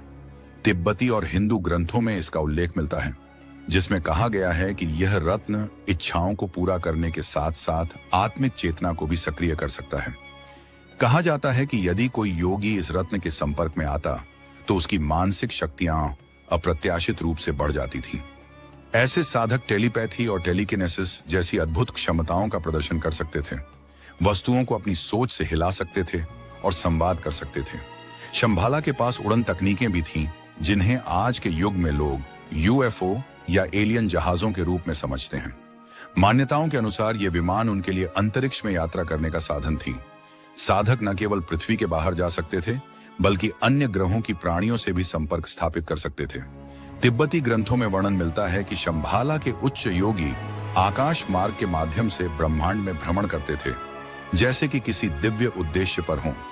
सबसे रहस्यमय तकनीक थी अमृता, एक ऐसा दिव्य अमृत जो उन्हें हजारों वर्षों तक जीवित रख सकता था। उनकी चिकित्सा और योग विज्ञान इतनी उन्नत थी कि वे जीवन की अवधि को नियंत्रित कर सकते थे। आधुनिक विज्ञान कहता है कि कोशिकाओं का क्षय मृत्यु की ओर ले जाता है, लेकिन शंभाला के योगियों को यह भी झांक था कि उन्हें पुनर्जीवित कैसे किया जाए। आयुर्वेद और योग इस बात की पुष्टि करते हैं कि यदि शरीर और मन संतुलन में रहें तो जीवन काल को अत्यधिक लंबा किया जा सकता है। शंभाला आज भी एक रहस्य बना हुआ है। कोई नहीं जानता कि वहां के लोग किस ऊर्जा और मानसिक शक्ति का प्रयोग करते थे। चिंतामणि रत्न, उड़नयान, अमृता और दिव्य योग, ये सभी तकनीकें आज भी विज्ञान के लिए एक पहेली हैं। प्राचीन कथाओं के अनुसार जब कोई सच्चा साधक आत्मशुद्धि के मार्ग पर चलता है, तभी शंभाला के द्वार उसके लिए खुलते हैं। ऐसा माना जाता है कि शंभाला की प्राचीन सभ्यता के पास अद्भुत ज्ञान और प्रौद्योगिकियां थीं, जो आज के आधुनिक विज्ञान की कल्पना से परे हैं। कहा जाता है कि वे दिव्य निवासी इन शक्तियों का उपयोग करके बाहरी लोकों यानी एलियंस से संपर्क करते थे। और अब इस रहस्यमय यात्रा के अंतिम चरण में हम उस प्रश्न का उत्तर खोजने वाले हैं जिसने सदियों से रहस्य की परतों में छिपा रखा है। शंभाला वास्तव में कहां स्थित है? गहन शोध और प्राचीन दस्तावेजों के अध्ययन के आधार पर हम उन स्थानों की पड़ताल करेंगे जिन्हें शंभाला की संभावित नगरी माना गया है। क्या यह रहस्यमय शहर हिमालय की कठिन और बर्फ से ढकी घाटियों में छिपा हुआ है, या इसके संकेत हमें किसी और ही आयाम की ओर ले जाते हैं? पुराने ग्रंथों में शंभाला की तुलना एक विशाल कमल के फूल से की गई है। इसके 8 पंखुड़ियां अलग अलग क्षेत्रों का प्रतीक हैं, जिनके चारों ओर बर्फ से ढके पहाड़ों की चोटियां फैली हुई हैं। इन पंखुड़ियों के बीच घनी हरी भरी पहाड़ियों की घाटियां हैं और उनके बीच से बहती है शंभाला नदी, जो इस नगरी को जीवनदायिनी ऊर्जा प्रदान करती है। कमल के फूल की पंखुड़ियों के बीचों बीच राजधानी कपाल स्थित है, जहां एक अद्भुत महल खड़ा है। यह महल साधारण नहीं है, यह सोने, चांदी और कीमती रत्नों से सजा हुआ है और इसे शंभाला की समृद्धि और दिव्यता का प्रतीक माना जाता है। नीलम, पन्ना और मोतियों से बने महलों की रोशनी इतनी तेज थी कि वह दूर से देखने पर स्वर्गलोक जैसा प्रतीत होता। समय समय पर कई खोजकर्ता, साधु और विद्वान इस रहस्यमयी नगरी की तलाश में निकले। कुछ यात्रियों ने तो अपने अनुभवों में बताया कि वहां का दृश्य मानो किसी दिव्य संसार का हिस्सा हो। कुछ विद्वानों और शोधकर्ताओं का मानना है कि शंभाला तिब्बत के रहस्यमय क्षेत्रों में स्थित है, जबकि कुछ इसे कैलाश पर्वत के पश्चिमी हिस्से में खोजते हैं। तिब्बती ग्रंथों के अनुसार यह दिव्य भूमि केवल उन्हीं व्यक्तियों के लिए खुलती है जिनका मन शुद्ध, हृदय पवित्र और चेतना पूरी तरह जागृत हो। शंभाला का सही भौगोलिक स्थान आज भी रहस्य ही बना हुआ है, लेकिन इसका रहस्य केवल भौगोलिक नहीं है। यह हमारी चेतना, आत्मा की खोज और हमारे भीतर छिपी अज्ञात दुनिया की ओर सफर का प्रतीक भी है। शंभाला हमें बार बार याद दिलाती है कि ब्रह्मांड की सीमाएं वहीं खत्म नहीं होती जहां हमारी आंखें थम जाती हैं। ये नगरी उस अनदेखी और अनंत दुनिया की खोज के लिए प्रेरणा देती है जो हमारे भीतर कहीं छिपी हुई है। तो मित्रों, यही थी शंभाला की रहस्यमय कहानी। अगर आपको यह डॉक्यूमेंट्री रोचक लगी हो तो इसे लाइक और कमेंट जरूर करें। आपकी प्रतिक्रिया हमारे लिए अत्यंत मूल्यवान है। ऐसी और रहस्यपूर्ण यात्राओं के लिए हमारे चैनल को सब्सक्राइब करें और बेल आइकन दबाएं, ताकि अगली बार जब हम किसी नए रहस्य की खोज करें, आप हमारे साथ हों। फिर मिलेंगे एक नई, अद्भुत और रहस्यमय यात्रा के साथ। जय हिंद, जय भारत। क्या आपने कभी सोचा है कि हिमालय की बर्फ से ढकी चट्टानों के बीच कहीं ऐसे 7 अदृश्य द्वार छिपे हैं जिनकी रक्षा स्वयं अमर योद्धा करते हैं? इन द्वारों का कोई उल्लेख किसी नक्शे में नहीं मिलता और उनका मार्ग केवल उन्हीं को दिखाई देता है जो सच्चे मन से भक्ति, त्याग और आत्मज्ञान की अग्नि परीक्षा देने को तैयार हों। एक युवा शोधकर्ता की खोज ने इन 7 रहस्यमय द्वारों के रहस्य का पर्दा उठाना शुरू किया है। लेकिन प्रश्न यह है, क्या वह उन 7 दिव्य मार्गों को पार कर पाएगा, या किसी ऐसे सत्य से सामना होगा जो मानव इतिहास की नींव हिला देगा? यह केवल कथा नहीं, यह आत्मा के पुनर्जन्म और चेतना के जागरण की यात्रा है। तो क्या आप तैयार हैं? चलिए हिमालय के 7 रहस्यों की ओर बढ़ते हैं। हिमालय, देवभूमि का सबसे छिपा अध्याय। हिमालय केवल बर्फीले पहाड़ों और वन्य प्रदेशों का क्षेत्र नहीं है। यह वह पवित्र भूमि है जहां अनगिनत ऋषियों, साधकों और योगियों ने अपने जीवन का सत्य पाया। इन घाटियों की निस्तब्धता में ऐसी शांति है जो आत्मा के सबसे गहरे कोणों तक उतर जाती है। हिंदू शास्त्रों में कहा गया है, हिमालय केवल पर्वत नहीं, देवताओं का निवास है। यहां समय का कोई बंधन नहीं, जीवन और मृत्यु दोनों एक ही श्वास में समाये हैं। इन्हीं दिव्य वादियों के भीतर छिपी है एक पुरातन कथा, 7 दिव्य द्वारों की, जिन तक केवल वही आत्माएं पहुंच पाती हैं जो भक्ति, साहस और सत्य के मार्ग पर चलने का संकल्प रखती हैं। कुछ प्राचीन ग्रंथों में इन द्वारों का उल्लेख मिलता है, परंतु यह द्वार केवल भौतिक नहीं है, ये आत्मा की परख है, जहां हर द्वार एक नया सत्य उजागर करता है। इनकी रक्षा 7 अमर प्रहरी करते हैं, हनुमान, अश्वत्थामा, विभीषण, कृपाचार्य, परशुराम, राजा बलि और ऋषि मार्कंडेय। इनका उद्देश्य एक ही है, इन द्वारों की दिव्य ऊर्जा किसी अधर्म के हाथों में न जाए। एक युवा खोजकर्ता की यात्रा। आज के वैज्ञानिक युग में भी कुछ प्रश्न ऐसे हैं जिनके उत्तर प्रयोगशालाओं में नहीं मिलते। ऐसे ही प्रश्नों ने एक युवा शोधकर्ता आदित्य को भीतर तक झकझोर दिया। उसे हमेशा प्राचीन ग्रंथों और रहस्यपूर्ण शास्त्रों में दिलचस्पी रही, और एक दिन उसे एक दुर्लभ पांडुलिपि का अंश मिला, गुप्त शास्त्र, जो अधूरा था, लेकिन उसकी पंक्तियां मानव सभ्यता की समझ को चुनौती देने वाली थीं। उस ग्रंथ में हिमालय के 7 गुप्त द्वारों का उल्लेख था, और साथ ही यह भी बताया गया था कि हर द्वार खोलने के लिए एक आध्यात्मिक कुंजी चाहिए। त्याग, निष्ठा, साहस, ज्ञान, करुणा, समर्पण और आत्मबोध। आदित्य समझ गया, यह सिर्फ खोज नहीं, एक साधना है।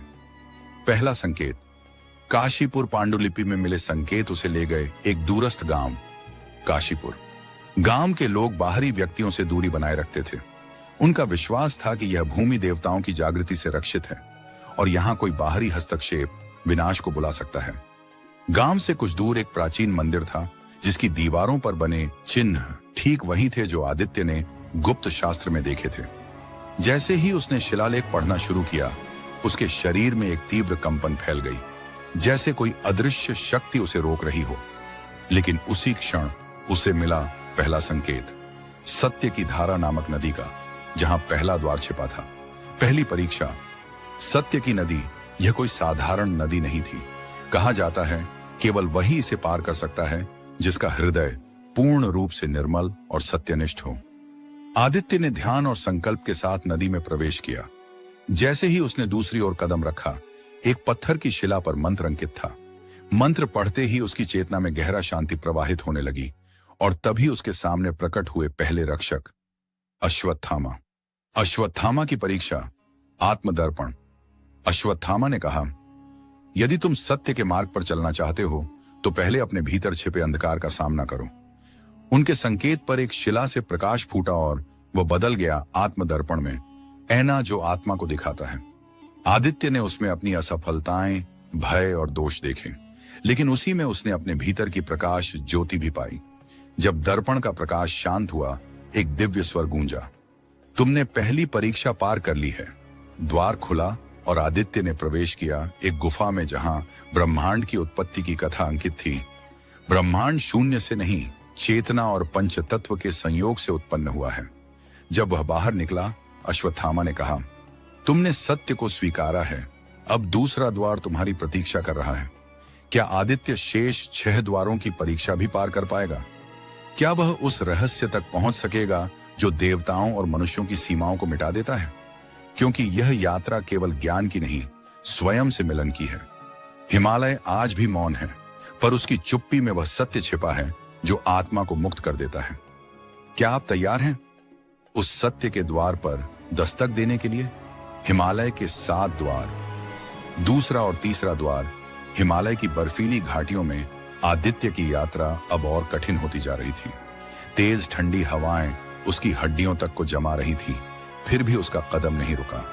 दूसरे द्वार तक पहुंचने का रास्ता उसे एक प्राचीन मंदिर से होकर ले गया, एक ऐसा मंदिर जो अब केवल टूटी दीवारों और समय की राख में बचा था। खंडहरों के बीच चलते हुए उसकी नजर एक दीवार पर उकेरे गए चिन्ह पर ठहर गई। वो कोई साधारण निशान नहीं था, बल्कि एक संकेत, एक ऐसी कुंजी जो आगे के मार्ग का रहस्य अपने भीतर छुपाए थी। कई घंटों की कठिन यात्रा के बाद आदित्य आखिरकार दूसरे द्वार के सम्मुख खड़ा था। वहां उसका सामना हुआ दूसरे रक्षक विभीषण से। उनका स्वर शांत था, लेकिन आंखों में रहस्य की गहराई थी। उन्होंने पूछा, क्या तुम जान चुके हो कि शरीर और आत्मा का संबंध क्या है? यह द्वार केवल उसी के लिए खुलेगा जो यह समझ चुका है कि शरीर आत्मा का आवाज है, उसका स्वरूप नहीं। आदित्य मौन रहा, पर उसकी आंखों में दृढ़ता थी। विभीषण ने संकेत किया, उस जलाशय में उतर जाओ, वही तुम्हें उत्तर देगा। लेकिन याद रखो, यह अनुभव हर कोई सह नहीं पाता। आदित्य ने ठंडे जल में डुबकी लगाई। क्षण भर में जैसे सारी इंद्रियां मौन हो गईं। पानी पारदर्शी था, मानो किसी और लोक का द्वार खुल गया हो। भीतर उसने देखा कि उसका शरीर धीरे धीरे विलीन हो रहा है, और जो बचा है वह केवल एक प्रकाश है, स्वतंत्र, असीम, अमर। जब वह बाहर निकला, उसकी आंखों में एक गहरी शांति थी। विभीषण मुस्कुराए और द्वार खुल गया। दीवारों पर चमकते अक्षर कह रहे थे, जो शरीर को साधन समझे वही आत्मा को पहचानता है। पर यह तो केवल शुरुआत थी। तीसरे द्वार की ओर बढ़ने से पहले विभीषण ने चेताया, अब तुम्हें मृत्यु के सत्य का सामना करना होगा। यह परीक्षा सबसे कठिन है। तीसरा द्वार, मृत्यु का रहस्य। हिमालय की नीरव घाटियों में आदित्य आगे बढ़ा। बर्फ का विस्तार और सन्नाटा मानो किसी अनकहे भय का संकेत दे रहा था। रास्ते में एक क्षण ऐसा आया जब उसे लगा जैसे किसी ने उसका नाम पुकारा हो। उसने पलट कर देखा, लेकिन वहां कुछ नहीं था, सिर्फ हवा और उसकी अपनी सांसें। कुछ दूरी पर एक विशाल पत्थर के पास एक शांत व्यक्ति खड़ा था, कृपाचार्य, तीसरे द्वार के रक्षक। उन्होंने कहा, अब तक तुमने साहस दिखाया है, पर अब तुम्हें मृत्यु को देखना होगा। क्या तुम तैयार हो? आदित्य ने बिना बोले सिर झुका दिया। भीतर एक कंपन था, लेकिन दृढ़ता भी। कृपाचार्य ने हाथ उठाया और धरती से एक गुफा प्रकट हुई। इसमें प्रवेश करो, उन्होंने कहा। यह तुम्हें तुम्हारे अंत का साक्षात्कार कराएगी। समझ पाओगे कि मृत्यु अंत नहीं, रूपांतरण है। आदित्य गुफा में गया। अंधकार घना था, लेकिन कुछ ही पलों में दृश्य बदलने लगे। वह अपने बचपन के घर में था। उसकी मां मुस्कुरा रही थी, और फिर अचानक दृश्य टूटा। पिता की मृत्यु का वह क्षण सामने था। वह खुद को रोते हुए देख रहा था। फिर सबसे भयावह दृश्य आया। वह खुद को मरते हुए देख रहा था। शरीर ठंडा, सांस रुकती हुई, और तभी भीतर एक अनसुनी आवाज गूंजी, मृत्यु अंत नहीं, मुक्ति है। एक उजाला फैला, और उसने अपनी आत्मा को शरीर से मुक्त होकर ऊपर उठते देखा। एक अनोखी शांति, एक नई शुरुआत। जब वह गुफा से बाहर आया, दीवारों पर उकेरे गए मंत्र चमक उठे। जो मृत्यु को समझ ले वही जीवन को जान पाता है। कृपाचार्य ने कहा, तुमने तीसरा द्वार पार कर लिया है, अब चौथे की तैयारी करो। आगे जो है वह समय और स्थान की सीमाओं से परे है। आदित्य की आंखों में अब भय नहीं, बल्कि एक नई समझ की चमक थी। वह हिमालय की बर्फीली हवाओं में अपने अगले रहस्यमय पड़ाव की ओर बढ़ चला, जहां उसे खुद से और शायद परम सत्य से सीधा सामना करना था। जब आदित्य उस अंधेरी खाई के किनारे पहुंचा, तो उसे अचानक एहसास हुआ कि यह कोई साधारण खाई नहीं है। यह उसके भीतर छिपे भय का प्रतीक है, जिसे वह वर्षों से अपने साथ ढोता आ रहा था। जैसे जैसे उसने अपने डर को छोड़ना शुरू किया, खाई सिमटती चली गई। हर कदम के साथ उसका मन हल्का होता गया, मानो उसके अस्तित्व की परतें उतर रही हों। अंततः जब उसने अंतिम भय को भी छोड़ दिया, तो वह पार पहुंच गया। उसके सामने एक विशाल पत्थर का द्वार खड़ा था, जिस पर रहस्यमयी प्रतीक और शिलालेख उकेरे हुए थे।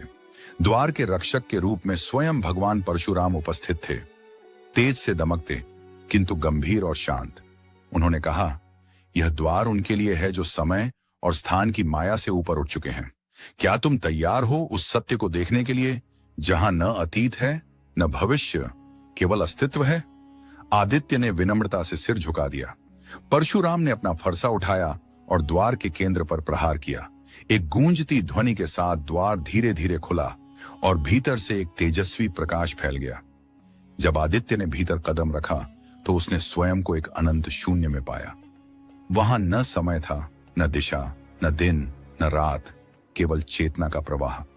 वह अपने जीवन के तीनों काल देख रहा था, बचपन में खेलता हुआ, वर्तमान में तपता हुआ, और भविष्य में एक भीड़ के बीच अकेला खड़ा। तभी भीतर से एक वाणी गूंजी, समय और स्थान केवल मन की सीमाएं हैं, जो इन्हें पार करता है वही सत्य को जानता है। क्षण भर में वह फिर उसी द्वार के पास खड़ा था।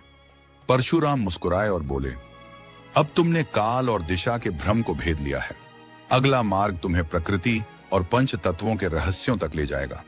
आदित्य की आंखों में अब गहराई थी। उसके भीतर एक नई शांति उतर आई थी। उसने निश्चय किया कि यह अनुभव वह केवल अपने लिए नहीं बल्कि मानवता की भलाई के लिए उपयोग करेगा। पांचवां द्वार, प्रकृति और पंच तत्वों का रहस्य। हिमालय की गहराइयों में उतरते हुए उसका मार्ग उसे एक अद्भुत वन में ले गया। वह वन जैसे जीवित था। हर पेड़, हर पत्ता, हर हवा की लहर उससे संवाद कर रही थी। हवा में कोई अदृश्य भाषा थी जो उसके हृदय से बात कर रही थी। ऐसा लग रहा था मानो प्रकृति स्वयं कह रही हो, तुम अब मेरे रहस्यों को जानने योग्य हो।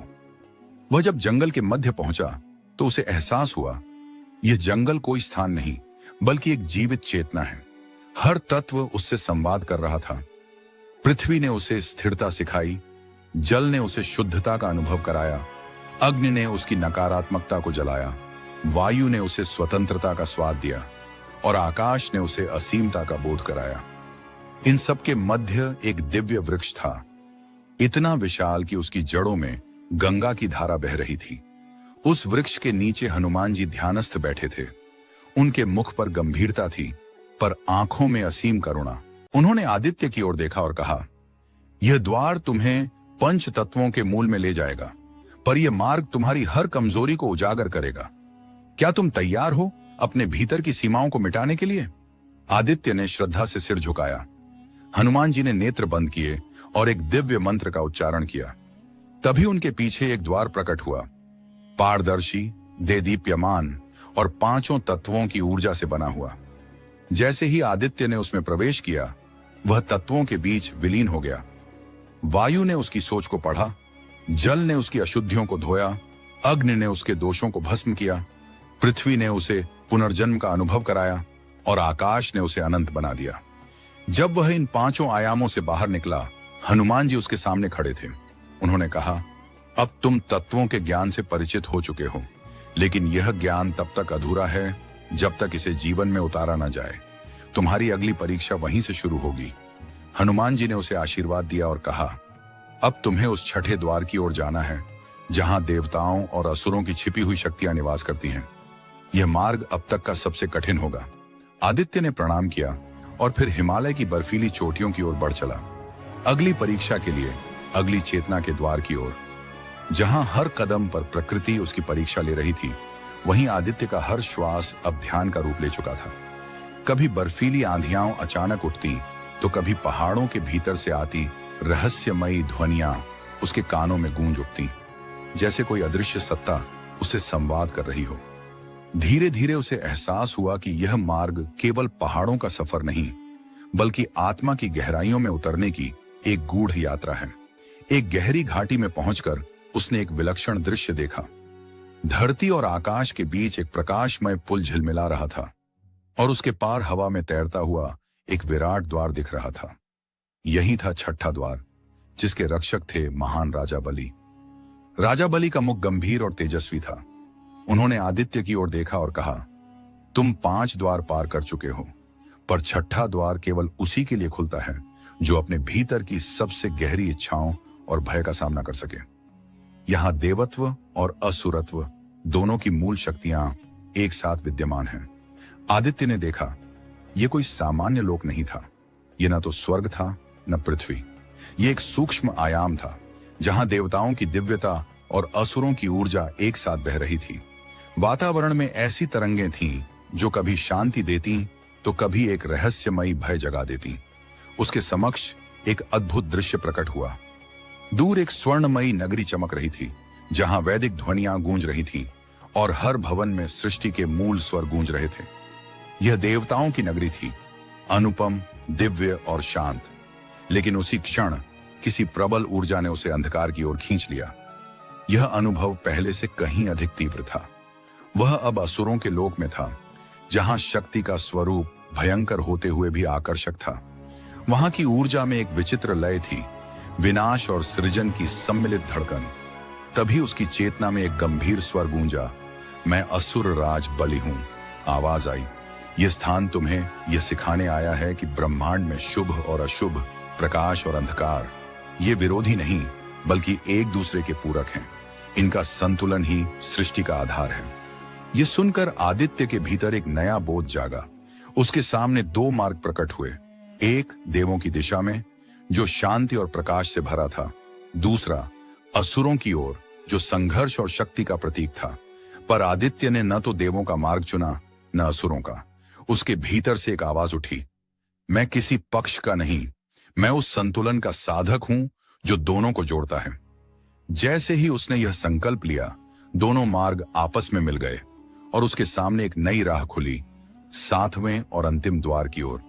राजा बलि ने मुस्कुराते हुए कहा, तुमने समझ लिया है कि जीवन को केवल अच्छे या बुरे से नहीं आंका जा सकता। सृष्टि की सबसे बड़ी व्यवस्था ही यह संतुलन है। तुम्हारी यह समझ तुम्हें अंतिम सत्य के निकट ले जाएगी। आदित्य ने कृतज्ञ होकर उन्हें प्रणाम किया और आगे बढ़ चला। अब उसके भीतर कोई द्वंद्व नहीं था। 5 अमर रक्षकों की शिक्षाएं और छठे द्वार का अनुभव उसे पूर्ण बना चुके थे।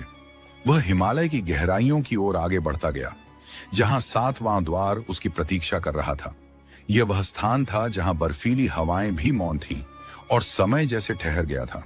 उसके चारों ओर केवल एक गूंज थी, एक प्राचीन नाद जो एयूएम के कंपन की तरह पूरे आकाश में फैल रही थी।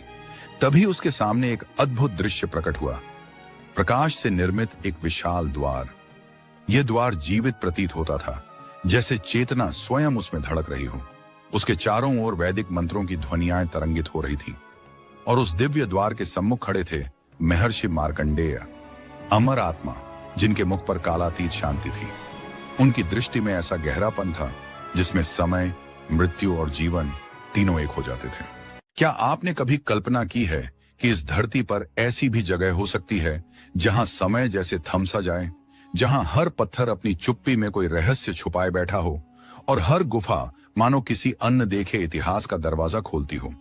यह कोई साधारण स्थान नहीं है, बल्कि वह धाम है जिसे देवताओं का निवास कहा गया है, गिरनार पर्वत।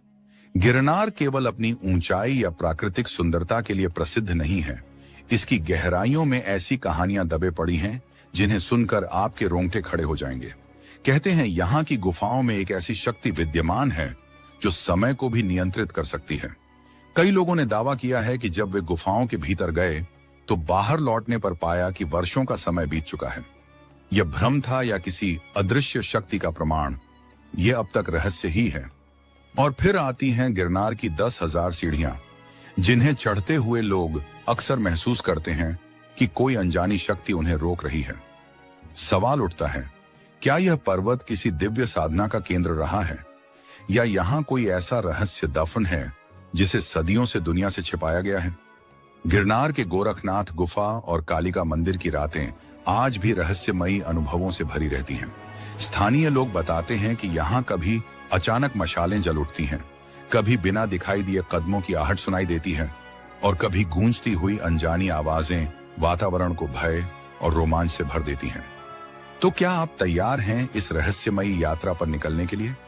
क्या आप उन सवालों के जवाब जानना चाहेंगे जो सदियों से अंधेरे में दफन हैं? क्योंकि गिरनार केवल एक पर्वत नहीं, बल्कि एक ऐसा रहस्य है जो आपकी सोच को बदल सकता है। गुजरात के जूनागढ़ जिले से लगभग 4 किलोमीटर दूर स्थित यह पर्वत, जिसे गिरिनगर और रेवत पर्वत भी कहा जाता है, न केवल गुजरात की सबसे ऊंची चोटी है, बल्कि हिंदू और जैन परंपरा दोनों के लिए एक पवित्र तीर्थ है। जैसे जैसे आप इसकी ओर बढ़ते हैं, घने जंगल, ठंडी हवाएं और वातावरण की शांति आपको किसी अनजानी दुनिया में खींच ले जाती हैं। लेकिन यह केवल एक पर्यटन स्थल नहीं है, यह वह भूमि है जहां अर्षि मुनियों ने कठोर तप किया, जहां देवताओं ने अपने चरण रखे और जहां असंख्य रहस्यमय घटनाएं घटित हुईं। कहते हैं कि इस पर्वत की गुफाओं और चट्टानों में ऐसा कुछ छिपा है जिसे आधुनिक विज्ञान भी समझने में असमर्थ है। रात ढलते ही यहाँ अजीबोगरीब ध्वनियां गूंजती हैं, कभी बांसुरी की मधुर तान तो कभी ढोलक की थाप। 2015 में पर्यटकों के एक समूह ने दावा किया कि आधी रात को उन्होंने इन्हीं ध्वनियों को सुना, लेकिन आसपास कोई दिखाई नहीं दिया।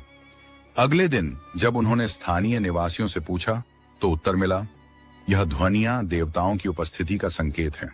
लेकिन रहस्य यहीं खत्म नहीं होते। कई यात्रियों ने यह भी कहा कि जब वे सीढ़ियां चढ़ते थे तो उन्हें महसूस हुआ मानो कोई अदृश्य शक्ति उन्हें रोकने की कोशिश कर रही हो। यह मात्र कल्पना थी या फिर वास्तव में किसी अलौकिक सत्ता की उपस्थिति? यह सवाल आज भी अनुत्तरित है। इन 10,000 सीढ़ियों को लेकर एक और कथा प्रचलित है। माना जाता है कि किसी महान तपस्वी ने इन्हें अपनी साधना के समय सीढ़ियां पृथ्वी और स्वर्ग के बीच कोई रहस्यमय सेतु है। गिरनार पर्वत जितना प्राचीन है उतना ही अनसुलझा भी। इसकी गहराइयों में उतरना केवल यात्रा नहीं बल्कि एक अनुभव है जो आपकी कल्पना से भी अधिक अद्भुत और रहस्यमयी है। गिरनार पर्वत केवल अपने धार्मिक महत्व के कारण ही प्रसिद्ध नहीं है बल्कि इसकी लगभग 10,000 सीढ़ियां इसे रहस्यों से भरा एक अनोखा तीर्थ भी बनाती हैं। मान्यता है कि इन सीढ़ियों का जन्म देवताओं और असुरों के बीच हुए एक असाधारण समझौते से हुआ था। कथाओं के अनुसार भगवान दत्तात्रेय सहित कई देवता इस पर्वत पर तपस्या में लीन थे, लेकिन असुरों को यह सहन नहीं हुआ और वे बार बार गिरनार पर आक्रमण करने लगे। हर बार देवताओं ने उन्हें पराजित कर दिया। अंततः असुरों के राजा ने समझौते का प्रस्ताव रखा। वे आक्रमण नहीं करेंगे बशर्ते उन्हें यहां आने का मार्ग मिले। देवताओं ने यह शर्त स्वीकार कर ली और कहा, हम तुम्हारे लिए 10,000 सीढ़ियां बनाएंगे, लेकिन यह सीढ़ियां तभी पूर्ण मानी जाएंगी जब कोई तपस्वी इन्हें पार करके मोक्ष प्राप्त करेगा। समय बीता और एक महान आर्षि अमृतानंद मोक्ष की खोज में गिरनार पहुंचे। उन्होंने संकल्प लिया कि वे सभी 10,000 सीढ़ियां चढ़ेंगे, पर जब वे 5,000वीं सीढ़ी पर पहुंचे तो थकान से उनके कदम रुक गए।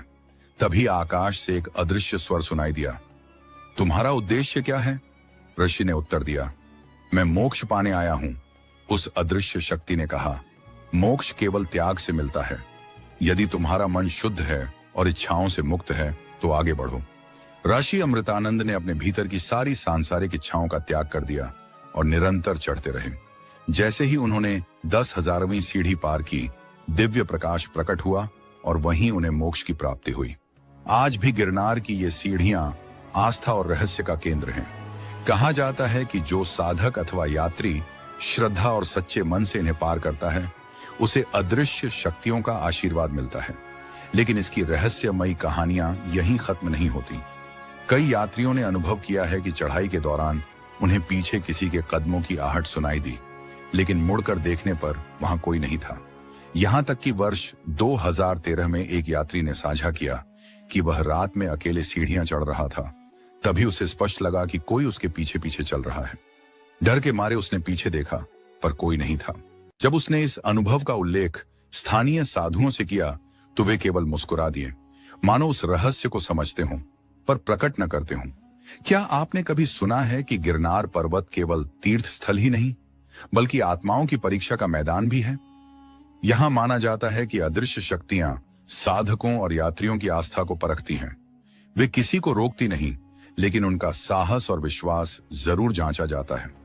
इसी पर्वत की गहराइयों में एक रहस्यमय स्थान है, काली गुफा। इस गुफा को एक अलौकिक द्वार कहा जाता है, जहां से एक अज्ञात लोक की ओर जाने का रहस्य छिपा है। स्थानीय लोग बताते हैं कि जो भी इस गुफा में गहराई तक गया उसका लौटना निश्चित नहीं रहा। कई लोग कभी वापस नहीं आए और जो लौटे उनके चेहरे पर डर और अनजानी छाया साफ दिखाई दी। साल 2005 की एक घटना आज भी चर्चा में है। 2 युवक गुफा के रहस्यों की खोज में भीतर गए और यह दावा किया कि वे इसकी संरचना और रहस्यमयी गलियारों का रहस्य उजागर करेंगे, लेकिन वे फिर कभी बाहर नहीं आए। उनकी तलाश में गए लोगों ने गुफा से अजीब आवाजें तो सुनी, मगर युवकों का कोई सुराग नहीं मिला। तब से यह जगह और भी रहस्यपूर्ण हो गई। काली गुफा को सदियों से तांत्रिक साधना और तप का केंद्र माना जाता है। यहाँ अनेक साधक कठोर तपस्या कर चुके हैं, जिससे यह स्थान अद्भुत ऊर्जा से भरा हुआ लगता है। मान्यता है कि यह स्वयं देवी काली का निवास स्थान है और विशेष अनुष्ठानों द्वारा साधक उनकी कृपा प्राप्त करते हैं। गुफा की रचना भी कम विचित्र नहीं है। इसमें भूल भुलैया जैसी पगडंडियां और संकरी गलियां हैं, जिनमें प्रवेश करते ही दिशा भ्रम हो सकता है। ग्रामीणों का कहना है कि इसके भीतर गुप्त मार्ग और सुरंगें हैं, जिनका प्राचीन काल में प्रयोग आपातकालीन रास्तों की तरह किया जाता था। कुछ तो यह भी मानते हैं कि ये सुरंगें पाताल लोक या अन्य गूढ़ लोकों से जुड़ी हुई हैं। कई साधकों ने यहाँ अलौकिक अनुभवों की गवाही दी है। कोई कहता है उसने ध्यान के समय अदृश्य शक्तियों का आभास किया, तो किसी ने चमत्कारी घटनाओं का सामना किया। स्थानीय मान्यताओं के अनुसार यहाँ की शक्तियां बाहरी लोगों को स्वीकार नहीं करती और उन्हें भयभीत कर देती हैं। कोई इसे देवी काली का कोप मानता है, तो कोई इसे प्रकृति का रहस्य। सच तो यह है कि काली गुफा का रहस्य आज तक पूरी तरह सुलझ नहीं सका। यह गुफा आज भी आध्यात्मिक ऊर्जा, रहस्यवाद और प्राचीन इतिहास का प्रतीक बनी हुई है। लेकिन गिरनार का रहस्य यहीं खत्म नहीं होता। यहाँ स्थित है गोरखनाथ मंदिर, जिसे महान योगी गुरु गोरखनाथ की तपस्या माना जाता है। कहा जाता है कि यहीं उन्होंने गहन साधना कर अद्भुत सिद्धियां प्राप्त की। यह मंदिर भी अपने भीतर सदियों पुराने रहस्यों और आध्यात्मिक शक्ति को समेटे हुए है। गुरु गोरखनाथ की गहन साधना ने इस स्थान को असाधारण दिव्यता और अदृश्य शक्ति से परिपूर्ण बना दिया। यहाँ की सबसे रहस्यमयी विशेषता है अखंड धूनी, जो युगों से बिना रुके प्रज्वलित है। इसे उनके योग बल और अदृश्य उपस्थिति का प्रतीक माना जाता है। श्रद्धालुओं का विश्वास है कि इस धूनी की राख में विलक्षण औषधीय प्रभाव छिपे हैं, जिनसे असाध्य रोग भी दूर हो सकते हैं। कहा जाता है कि यही वह स्थान है जहां साधक आत्मा को देह से अलग करने की अद्भुत साधना का अभ्यास करते हैं। यहाँ की तरंगें इतनी तीव्र और रहस्यमय हैं कि हर कोई इन्हें अनुभव नहीं कर पाता। कई भक्तों ने यह दावा भी किया है कि उन्होंने मंदिर परिसर में ऐसी घंटियों की ध्वनि सुनी जबकि वहां कोई मौजूद नहीं था। इसे गुरु गोरखनाथ की अदृश्य छाया और आशीष का संकेत माना जाता है। मंदिर के आसपास गुप्त सुरंगों और प्राचीन गुफाओं की कथाएं भी प्रचलित हैं। लोक मान्यता है कि इन्हें ध्यान और साधना के लिए बनाया गया था और स्वयं गुरु गोरखनाथ इनका उपयोग करते थे। कुछ लोग तो यहाँ तक कहते हैं कि इन गुफाओं में प्रवेश करने वाला किसी दूसरी ही दुनिया में चला जाता है, क्योंकि यहाँ का वातावरण साधारण नहीं बल्कि अलौकिक है। तो क्या यह मात्र जनश्रुति है या फिर वास्तव में इस स्थान की तहों में छिपा है कोई अदृश्य आध्यात्मिक रहस्य? अब बढ़ते हैं गिरनार पर्वत की सबसे ऊंची और पवित्र चोटी की ओर, भगवान दत्तात्रेय का मंदिर। यह धाम पर्वत के शीर्ष पर इस तरह स्थित है मानो आकाश से लटक रहा हो। वहां पहुंचने के लिए हजारों सीढ़ियां चढ़नी पड़ती हैं, लेकिन यह आरोहण केवल शरीर की परीक्षा नहीं बल्कि आत्मा की भीतर गहरी शांति और ऊर्जा का स्पर्श पाते हैं। विद्वानों का मानना है कि इस मंदिर तक पहुंचना सिर्फ पैरों के बल नहीं बल्कि आत्मा की दृढ़ता से संभव है। कई साधक कहते हैं कि यहाँ पहुंचते ही उन्हें ऐसा अनुभव हुआ मानो वे भौतिक संसार से अलग होकर किसी दिव्य लोक में प्रवेश कर गए हों। गिरनार की यह छोटी, जहां भगवान दत्तात्रेय का मंदिर है, केवल एक धार्मिक स्थल नहीं बल्कि रहस्यवाद और अध्यात्म का अद्वितीय संगम है। मान्यता है कि यहीं पर उन्होंने सहस्रों वर्षों तक कठोर तप किया और प्रकृति के 24 गुरुओं से ज्ञान अर्जित किया। यही ज्ञान उन्होंने अपने शिष्यों के बीच वितरित किया। लेकिन इस मंदिर का सबसे गूढ़ रहस्य है भगवान दत्तात्रेय के चरण चिन्ह, जिन्हें इस पूरे पर्वत की दिव्यता और शक्ति का केंद्र माना जाता है। इन चरण चिन्हों को दिव्य शक्ति का प्रतीक माना जाता है। भक्तों का विश्वास है कि इनके दर्शन से मन पवित्र हो जाता है और आत्मा को मोक्ष की ओर बढ़ने का मार्ग मिल जाता है। मंदिर में स्थित दत्तात्रेय पादुका को अत्यंत ऊर्जावान स्थल माना जाता है। क्या आप जानते हैं कि समय चक्र जैसे अजीब अनुभव केवल गिरनार तक ही सीमित नहीं है? भारत के कई पौराणिक और रहस्यमय स्थलों पर भी ऐसे किस्से दर्ज किए गए हैं। गिरनार की गुफाओं के रहस्य को लेकर आज तक कोई स्पष्ट उत्तर नहीं मिल पाया है। कुछ लोग मानते हैं कि यह स्थान गहन आध्यात्मिक ऊर्जा से भरा हुआ है, तो कुछ इसे अदृश्य पराभौतिक शक्तियों का खेल बताते हैं। वहीं वैज्ञानिकों की राय है कि इन गुफाओं की संरचना और इनके भीतर का अनोखा वातावरण मानव मस्तिष्क पर गहरा प्रभाव डालता है, जिससे समय और वास्तविकता का अनुभव बदल जाता है। अब सवाल यह है कि इन गुफाओं में आखिर छिपा क्या है? क्या यहाँ सचमुच ऋषि मुनि साधना करते थे या फिर यह स्थान किसी अज्ञात लोक का द्वार है? इसका जवाब अब तक कोई नहीं दे पाया है। यही कारण है कि ये गुफाएं आज भी आस्था और विज्ञान के बीच उलझी हुई एक गूढ़ पहेली बनी हुई है। इसी पर्वत पर एक और रहस्यमय मार्ग भी मौजूद है, जिसे तपस्वियों का मार्ग कहा जाता है। मान्यता है कि इस रास्ते पर केवल वही साधु और योगी जा पाते हैं जिनके भीतर गहरी साधना और अदम्य साहस होता है। कहा जाता है कि यह मार्ग पर्वत की गहराइयों में छिपी गुफाओं तक पहुंचाता है, जहां केवल सिद्ध तपस्वी ध्यान करने जाते हैं। लेकिन इस मार्ग की सबसे अद्भुत कथा यह है कि यह एक गुप्त नगर तक जाता है, ऐसा नगर जिसे केवल सिद्ध योगी ही देख सकते हैं। कई कथाओं में तो यहां तक कहा गया है कि जो भी इस मार्ग पर गया उनमें से कुछ कभी वापस नहीं लौटे। गिरनार को सप्त श्रृंगी पर्वत भी कहा जाता है क्योंकि इसकी 7 चोटियां हैं, किंतु इन चोटियों से जुड़ा एक रहस्य सुनकर आप चकित रह जाएंगे। मान्यता है कि इनमें से कई चोटियों पर देवताओं का निवास है। यात्रियों और साधकों ने यहाँ रात के समय अद्भुत रोशनियां देखी हैं, कभी नीली तो कभी सफेद चमक के रूप में। साल 2017 में कुछ ट्रेकर्स ने दावा किया कि शिखर पर उन्होंने रहस्यमय नीली और सफेद रोशनी को अपनी आंखों से देखा। उन्होंने कैमरे में उस दृश्य को कैद करना चाहा, लेकिन जैसे ही कैमरा चालू किया वह अचानक बंद हो गया।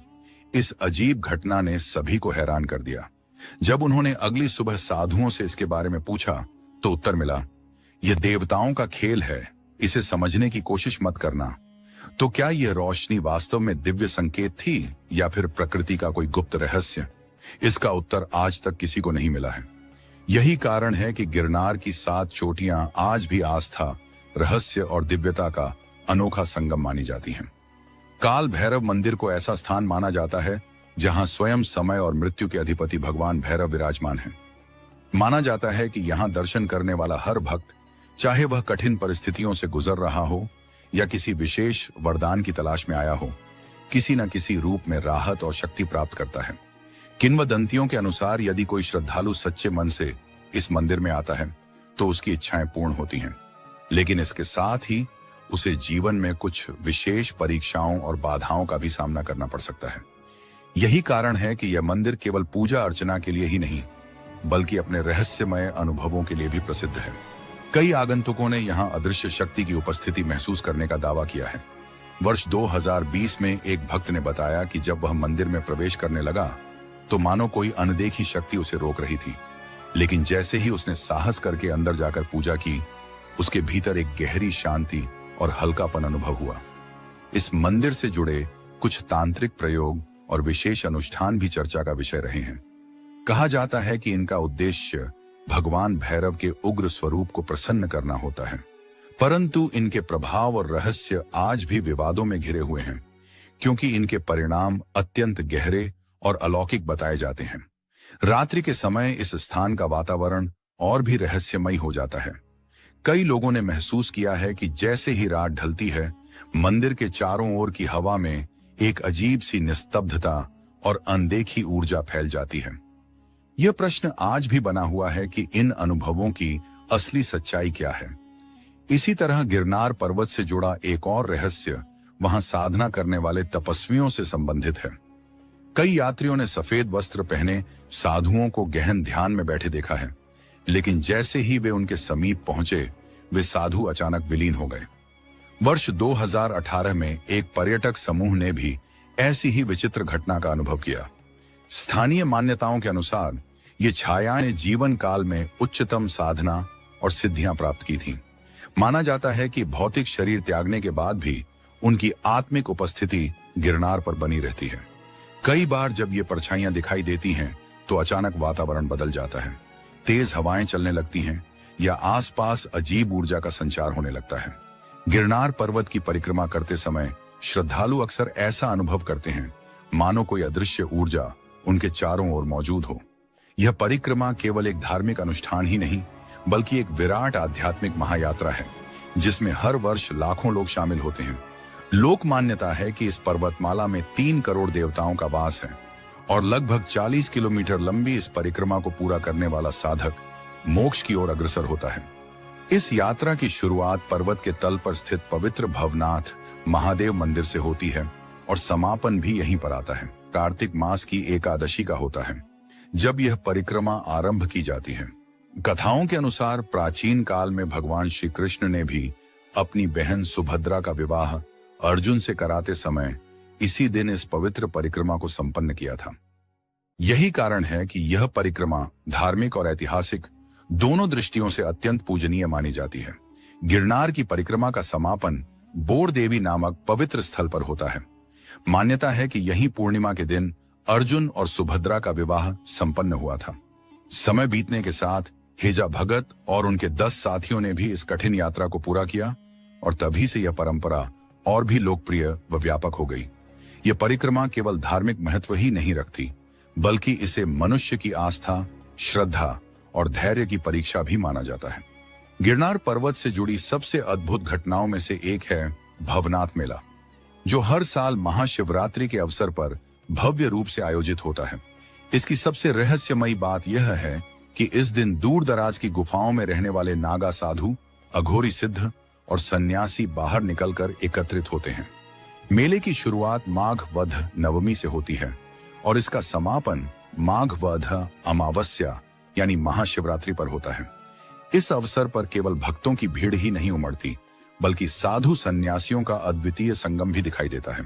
पूरा वातावरण जय गिरनारी और मोर मरो के जयकारों से गूंज उठता है, जिससे पूरा परिसर शिवमय हो जाता है।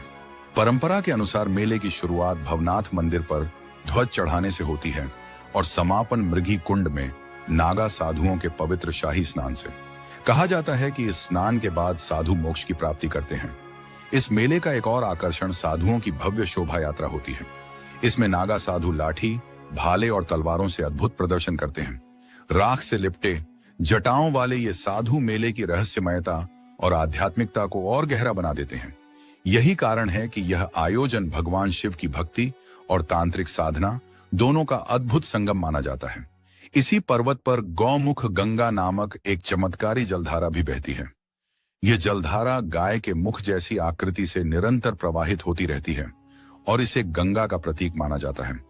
मान्यता है कि यह धारा स्वर्ग से प्रकट हुई है और इसका जल चमत्कारी व पवित्र है।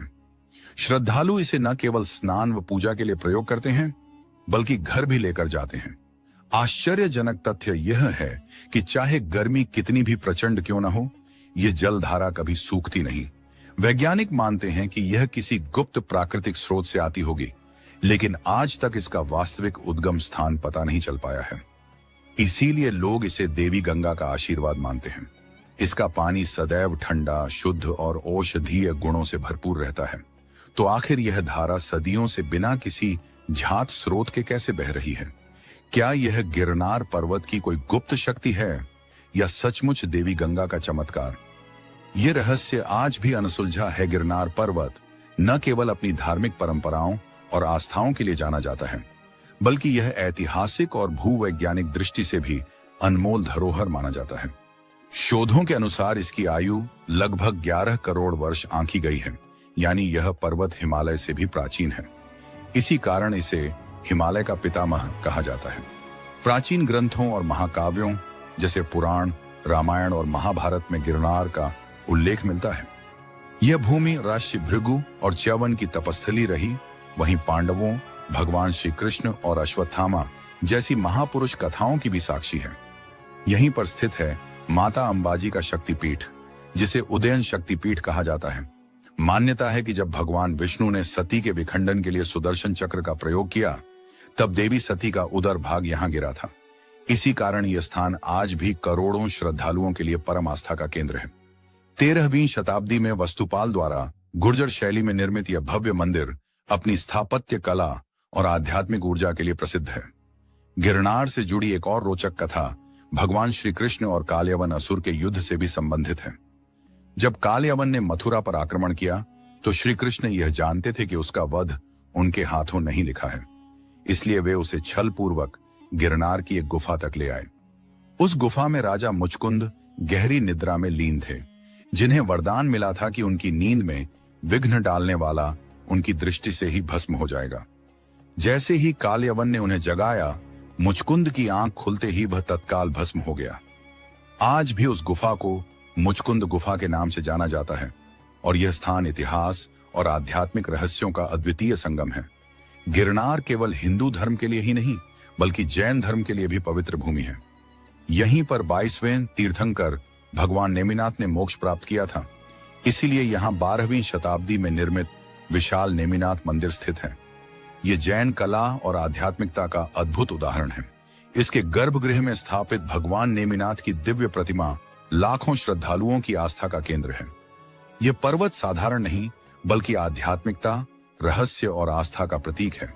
यहाँ की गौमुख गंगा की अविरल धारा, माता अंबाजी का शक्तिपीठ, श्री कृष्ण कालयवन की कथा मिलकर गिरनार को भारतीय संस्कृति का अनमोल धरोहर बनाते हैं। सदियों से साधु संतों, भक्तों और तीर्थयात्रियों ने यहाँ आकर मोक्ष और ज्ञान का अनुभव किया है। यही कारण है कि गिरनार आज भी रहस्यों और दिव्यता से भरा एक जीवंत तीर्थ स्थल माना जाता है। अगर आपको यह यात्रा और जानकारी पसंद आई हो तो वीडियो को लाइक करें, चैनल को सब्सक्राइब करें और कमेंट में बताएं कि गिरनार का कौन सा रहस्य आपको सबसे अद्भुत लगा। अंत तक साथ बने रहने के लिए धन्यवाद।